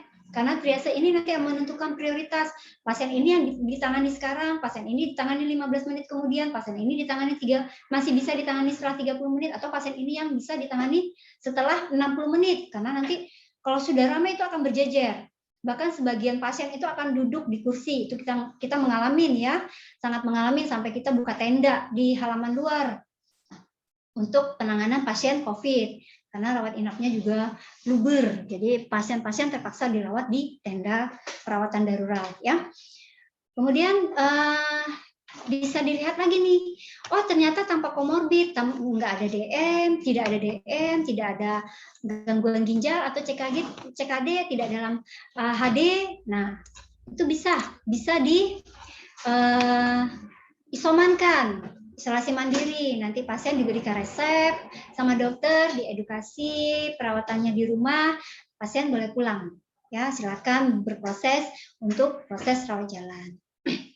Bagaimana dengan pasien-pasien gejala sedang, berat, atau pasien-pasien gejala ringan? Saya ketinggalan memasukkan pasien-pasien gejala ringan tapi dengan komorbid yang tidak terkontrol. Ya, apa sih komorbid yang tidak terkontrol itu? Pasien-pasien yang punya penyakit gula, tapi saat dia datang ke IGD, kadar gula darahnya, atau pasien-pasien dengan DM ini kadar gula darahnya hipo atau hiper saat itu. Nah, itu disebut tidak terkontrol. Tapi kalau dia datang gejala ringan dengan DM, tapi saat diperiksa ternyata kadar gula darahnya normal, itu disebut dengan terkontrol, ya. Atau dengan hipertensi, memang biasa minum obat. Kadang-kadang orang mengatakan bahwa hipertensi dengan minum obat menganggap itu terkontrol, tapi tidak. Waktu dia datang ke IGD, tensinya 190/110. Terjadi urgensi hipertensi. Nah, ini disebut dengan komorbid tidak terkontrol. Jadi walaupun gejalanya ringan, sebaiknya dirawat inap. Ya, pasien diedukasi dirawat inap karena memiliki resiko yang tinggi, ya, untuk mengalami kondisi perburukan. Bagaimana dengan gejala sedang? Kalau gejala sedang, pasien masih bisa dirawat ya, walaupun ada atau tidak ada komorbid, apalagi dengan gejala berat. Gejala berat itu ditandai dengan adanya sesak napas yang disertai saturasi O2 di bawah 96 ya. Tapi kalau 93 sampai dengan 95 itu masih disebut dengan sedang. Kalau sudah di bawah 93 itu disebut dengan berat. Nah, dari hasil kesimpulan rawat ini, maka pasien melakukan proses untuk rawat inap. Ya. Entah itu nanti rawat inapnya ke ruang isolasi COVID biasa, dalam arti kata tidak perlu perawatan yang intensif, atau masuk ke ruang intensif ICU khusus untuk pasien COVID ya. Jadi isolasi COVID. Selama kasus COVID yang kemarin melonjak dengan tinggi-tingginya, Rumah Sakit Bintang Indah terpaksa menutup ICU-nya untuk pasien non-COVID. Ya, karena memang kebutuhannya sangat meningkat. Itu pun masih belum bisa memfasilitasi pasien-pasien lain yang membutuhkan ICU. Karena pada kasus-kasus tertentu COVID, itu pasien kalau sudah diintubasi masuk ventilator, itu move on-nya lama. Apalagi kalau imunnya benar-benar sudah sangat terganggu ya. Sudah dapat terapi Gamaras, teman-teman tahu ya Gamaras ya, itu imunoglobulin yang dimasukkan ke dalam tubuh yang satu pack itu harganya bisa mencapai 400.000 bahkan bisa lebih, yang sekali periode pemakaian untuk berat badan 45 kg sampai dengan 50 kg itu bisa menghabiskan 2 kantong. Jadi dalam satu seri itu terkadang bisa menghabiskan 150 sampai 200 juta ya. Kalau dulu pasien-pasien sangat keberatan kalau yang pribadi ya, tapi kalau yang asuransi saya lihat sih beberapa asuransi mengcover. Nah, ini beruntung teman-teman nih yang sudah mengikuti asuransi ya. Jangan telat-telat bayar asuransinya. Bukan apa-apa, bukan kita pengen sakit, tapi persiapan diri untuk hal yang terburuk. Nah, dari IGD kemudian pasien ditransfer ke rawat inap. Proses transfer ini tentu saja memperhatikan aspek-aspek dari PPI dan keselamatan pasien ya. Yang pertama, alur transfer juga diperhatikan, tidak sama dengan transfer pasien biasa ya. Dengan rumah sakit yang dengan keterbatasan, mungkin alur pasien bahkan penggunaan lift itu bisa sama dengan pasien biasa, tapi sistemnya diperbaiki. Begitu ada petugas IGD mengatakan, saya mau transfer pasien ke ruang COVID, itu petugas security atau cleaning service itu sudah mengamankan area sudah dibersihkan dari pasien-pasien yang atau pengunjung-pengunjung yang non-COVID, lift sudah di standby-kan. Kemudian pasien COVID itu diantar sampai ke unit COVID. Nah, setelah semua proses transfer selesai, maka petugas cleaning service segera membersihkan area lift dan area transfer tadi yang sudah dilalui oleh pasien COVID. Ya, jadi keterbatasan fasilitas tidak membuat institusi itu menjadi tidak memperhatikan hal-hal untuk mencegah infeksi, justru harus lebih inovatif, harus lebih berkreasi. Bagaimana caranya pelayanan tetap berjalan dengan baik, bisa melayani pasien COVID dan non-COVID, tetapi aspek pencegahan penyakitnya tetap diperhatikan. Ya, kalau sudah selesai di IGD, berarti kita lanjut ke rawat inap. Rawat inap ada 2, ya. Rawat inap dengan isolasi biasa, dengan arti kata tidak butuh perawatan intensif, yang bisa dimasuki oleh pasien-pasien COVID dengan gejala ringan sampai dengan sedang, atau ruang rawat inap ICU, ya, di mana pasien-pasien memang membutuhkan ICU khususnya ventilator ya. Ada beberapa rumah sakit yang menetapkan kebijakan bahwa pasien-pasien yang bisa masuk ICU hanya pasien-pasien yang membutuhkan ventilator, karena kalau masuk ke ruang ICU yang kriterianya hanya HCU tidak membutuhkan ventilator, nanti pasien-pasien yang membutuhkan ventilator itu jadi tidak dapat tempat. Jadi ada beberapa institusi itu yang memodifikasi, dia menciptakan satu unit khusus yang untuk perawatan pasien yang butuh perawatan intensif tapi tidak membutuhkan ventilator ya. Itu diatur oleh masing-masing kebijakan institusi pelayanan kesehatan. Transfer pasien. Pasien sudah aman, kita antar sampai ke unit perawatan. Ya. Sudah aman diantar sampai ke unit perawatan. Nah, di unit perawatan pasien yang tadi kalau di IGD sudah dipisahkan dan di sana dipisahkan kembali. Karena tadi kan sudah melakukan pemeriksaan bla bla bla dan segala macam, itu dipisahkan kembali.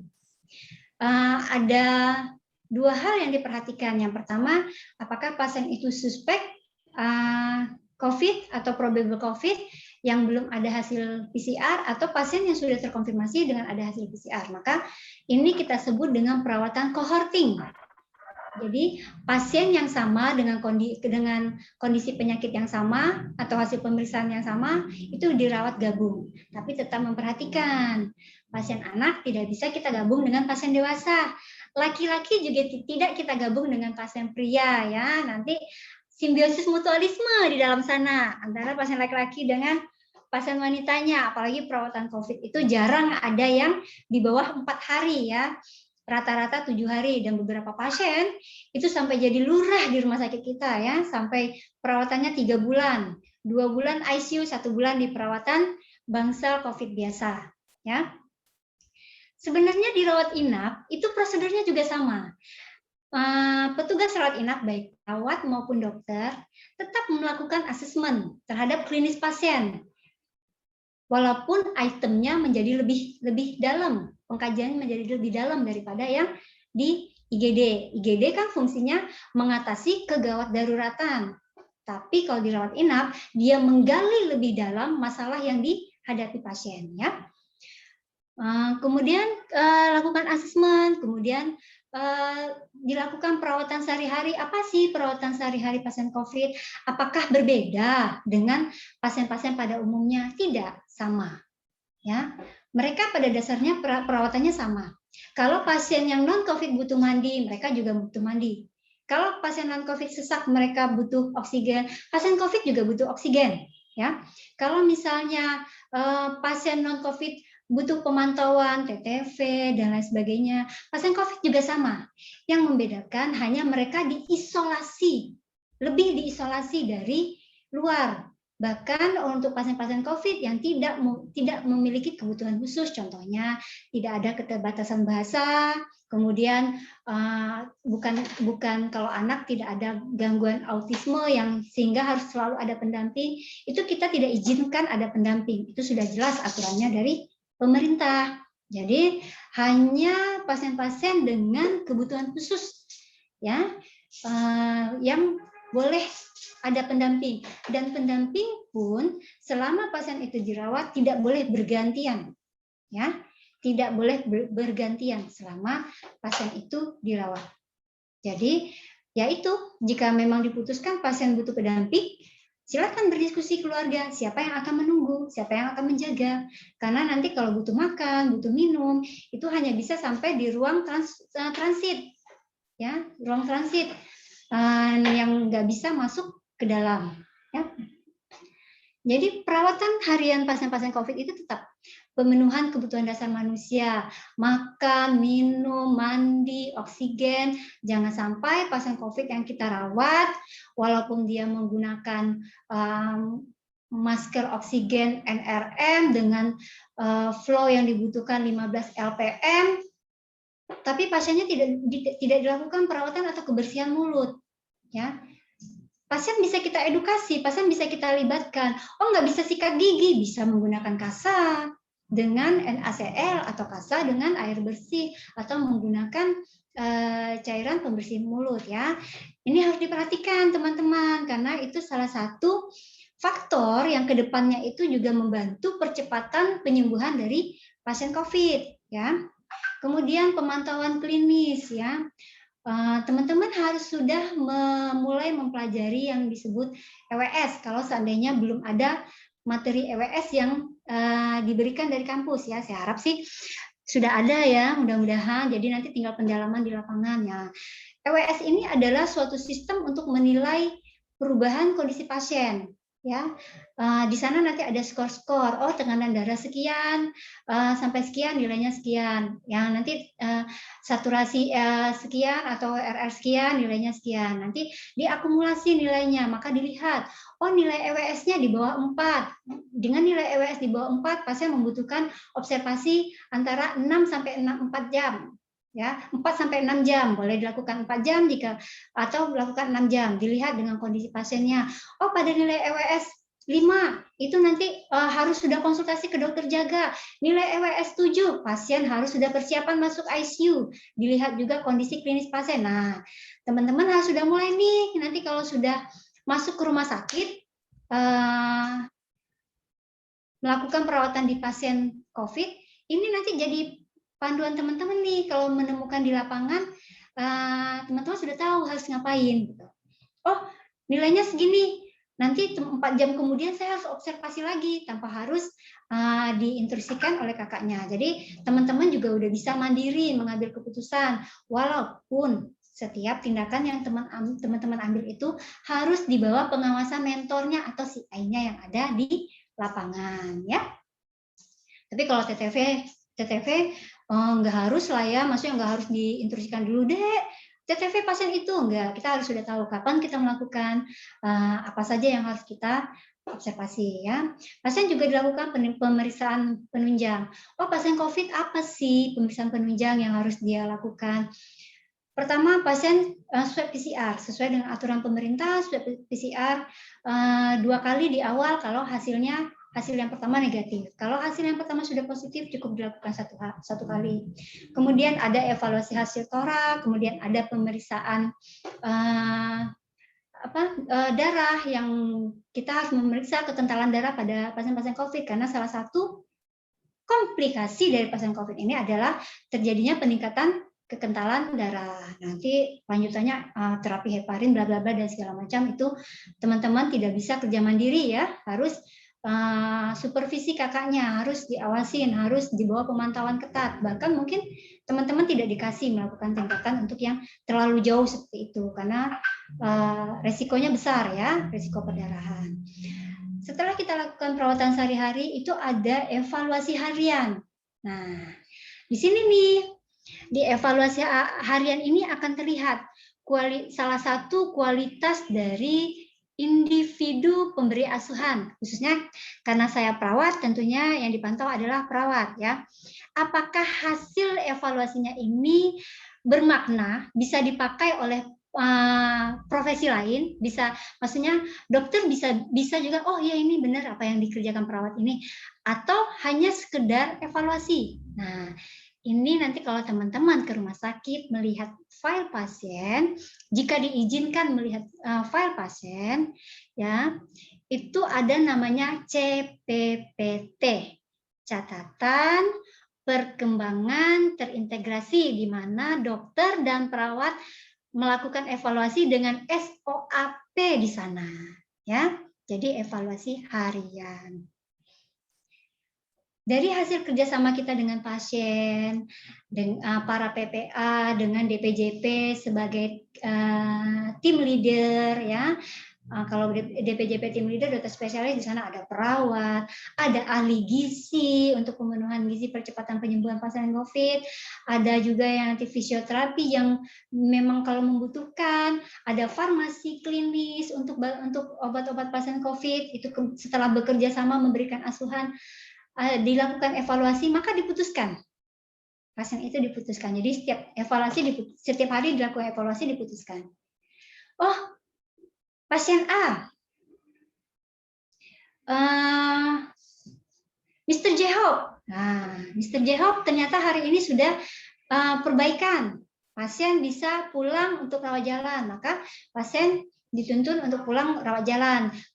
Petugas menghubungi keluarga bahwa hari ini pasien sudah bisa pulang rawat jalan. Pasien dibekali edukasi bagaimana di rumah menyelesaikan masa isolasinya, kemudian bagaimana keluarga di rumah harus merawat pasien, cara pencegahannya agar tidak tertular bagaimana, ya. Kemudian pasien ternyata masih harus lanjut rawat nih, ya, lanjut rawat, tapi COVID-nya sudah teratasi, tidak ada sesak, sudah perbaikan pasiennya. Kalau secara penilaian COVID-nya pasien sudah bisa pulang, tapi ternyata punya komorbid, gula darahnya nggak turun-turun, ya, stuck di angka 250, 240, stuck stuck di angka itu dan dokter masih membutuhkan penanganan lebih lanjut, pasien bisa ditransfer ke ruang perawatan non-COVID yang untuk pasien post-COVID, tapi dengan perawatan khususnya untuk kasus non-COVID-nya, untuk non-komorbidnya. Ya.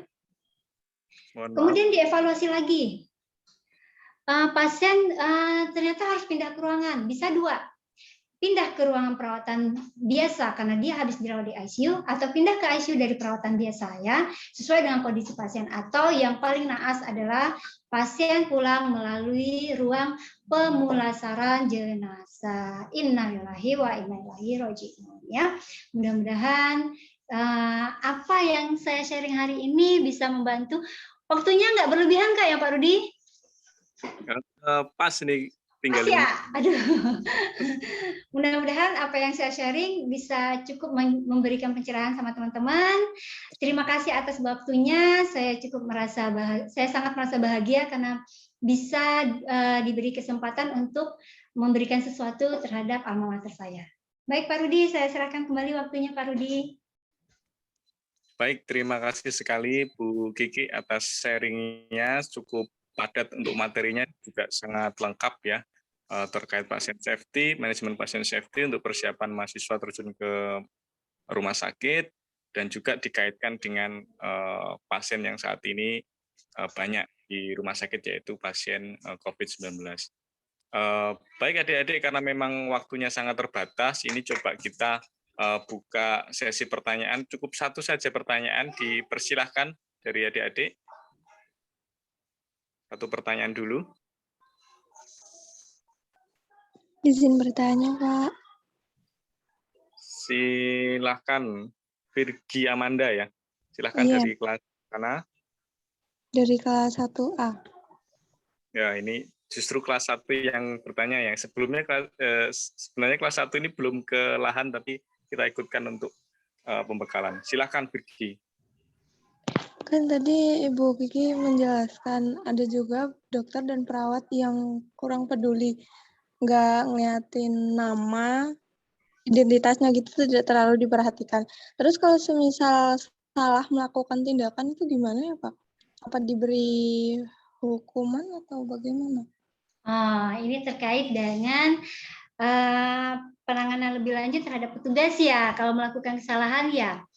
Ya, Virgi, terima kasih. Ini suatu pertanyaan yang bagus. Ini sebenarnya momok ya bagi petugas ya. Kalau melakukan kesalahan takut untuk lapor karena takut akan efeknya di belakang. Tidak perlu takut. Jika di rumah sakit itu sudah ada sebagian rumah sakit ada yang hanya memiliki tim keselamatan pasien, tapi ada juga yang sudah memiliki tim mutu dan keselamatan pasien ya. Kalau sudah memiliki tim tersebut, itu sudah ada mekanisme bahwa begitu melakukan kesalahan, tidak langsung individunya langsung di SP atau diberhentikan, itu tidak. Itu akan melewati proses kajian-kajian. Kajian-kajian tersebut adalah akan dilihat. Yang pertama itu kita sebut dengan telusur tulang ikan ya. Kita cari sebab akibatnya. Bagaimana tindakan ini bisa terjadi? Benarkah ini hanya kesalahan individu atau sebenarnya sistem dari rumah sakit tersebut yang belum tepat atau belum baik. Jadi itu dilihat. Oh, ternyata dia melakukan kesalahan akibat di rumah sakit tersebut tidak ada SPO-nya. Bagaimana melakukan identifikasi? Atau sudah ada SPO tetapi tidak disosialisasikan sehingga para pelaksana baik perawat, dokter yang pemberi asuhan di lapangan ini tidak tahu bahwa begini loh harusnya tindakan yang benar. Maka rumah sakit harus membuat mekanisme untuk agar ini tersosialisasi dengan baik ya. Walaupun individu yang melakukan kesalahan tetap dong sebuah punishment itu tetap mungkin dia akan dapat pembinaan ya. Kalau kami menerapkan tidak SP, tidak langsung SP, kita membuat pembinaan tertulis dulu sampai dengan ada 3 kali pembinaan tertulis dengan kasus yang sama baru pertimbangan untuk SP ya. Masing-masing institusi akan berbeda. Tapi ternyata SPO sudah ada, sosialisasi terus-menerus, tetap melakukan kesalahan. Ada apa dengan individu ini? Apakah beban kerjanya terlalu berat? Atau individu ini harusnya sebenarnya belum masuk di kewenangan klinisnya dia untuk melakukan itu. Dia masih pra-PK, tapi sudah disuruh melakukan pemasangan infus. Dan salah pula, tidak diawasi. Nah, yang itu tidak semata-mata kesalahan individunya. Itu kita kaji lagi bersama kepala ruangannya. Kita akan panggil kepala ruangannya. Ini sudah dikasih pembekalan atau belum? Kenapa? Dia masih pra-PK, belum punya wewenang untuk pasang infus, kenapa disuruh pasang infus? Oke, kalau mau pembelajaran silakan. Sudah dibimbing belum? Sudah diawasi belum? Atau dilakukan bersama dengan kepala ruangannya atau pembimbing yang diminta di lapangan. Nah, jadi tidak perlu takut untuk melaporkan insiden karena tujuannya yang pertama adalah memperbaiki sistem yang ada di rumah sakit agar lebih aman dan selamat bagi pasien dan keluarga. Ya, cukup jelas, Virgi? Cukup jelas, terima kasih. Sama-sama. Pertanyaannya untuk jawabannya ya. Mohon maaf karena memang terbatasnya waktu, hanya 2 jam kita diberikan untuk kegiatan ini, maka mungkin masih banyak beberapa yang ingin bertanya, tapi kita mungkin bisa tutup dulu, nanti di lain waktu mudah-mudahan kita bisa sambung dengan momen yang lain, dan juga nanti untuk materi ini akan kami share-kan ke semua mahasiswa agar bisa dijadikan panduan dan juga untuk bahan untuk mengingat pada saat nanti kalian terjun ke rumah sakit. Dan kemarin sudah ada penjelasan dari Bu Kiki terkait yang kalian temui nanti di rumah sakit, maka bisa dibuka kembali materi ini. Ya, kami ucapkan terima kasih sekali lagi kepada Bu Helita Kiki bahwa pada kesempatan siang hari ini pulang kembali ke alma mater gitu ya, walaupun dalam situasi yang daring, tapi mudah-mudahan nanti suatu ketika malah betul-betul bisa datang langsung. Insya Allah, Pak. Karena kebetulan Bu Kiki itu di bagian diklat, ya mungkin saya sedikit menyinggung, siapa tahu nanti suatu ketika Stikes Notokusmo bisa bekerja sama dengan Rumah Sakit Duta Indah Jakarta untuk rekrutmen alumni. Titipan. Ya, mudah-mudahan ya Pak, alumninya ada yang mau ke sini ya. Ya, tapi memang masih terbuka untuk umum, Bu ya? Terbuka untuk umum. Masih, Pak. Ya, artinya tidak di institusi khusus aja yang bisa masuk di situ, tapi dari Akper, dari kampus manapun bisa mendaftar ke situ, nggih? Iya, Pak. Ya, baik. Ini juga komunikasi. Berjalan lagi komunikasinya. Sekali lagi kami ucapkan terima kasih kepada Bu Kiki atas sharingnya, ilmunya kepada bisa dikatakan adik-adik kelas ya, adik-adik kelas kita, dan memberikan pembekalan yang cukup untuk mereka-mereka yang akan terjun ke rumah sakit, baik itu PKK, praktek klinik keperawatan, ataupun yang relawan, karena tadi sebagian juga ada yang kita masukkan dalam program pemerintah pusat dan pemerintah daerah untuk menjalankan relawan pasien COVID di rumah sakit lapangan.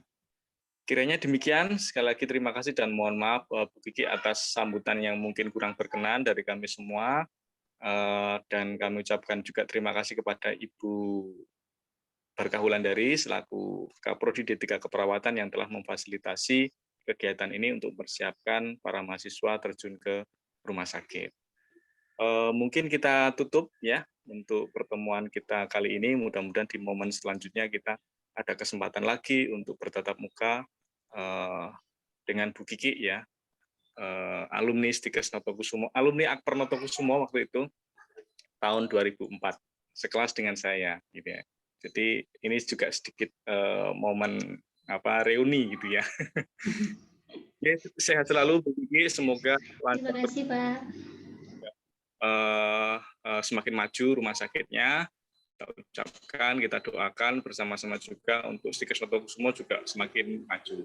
Amin. Kita tutup dengan menurut agama dan kepercayaan masing-masing. Berdoa dipersilahkan.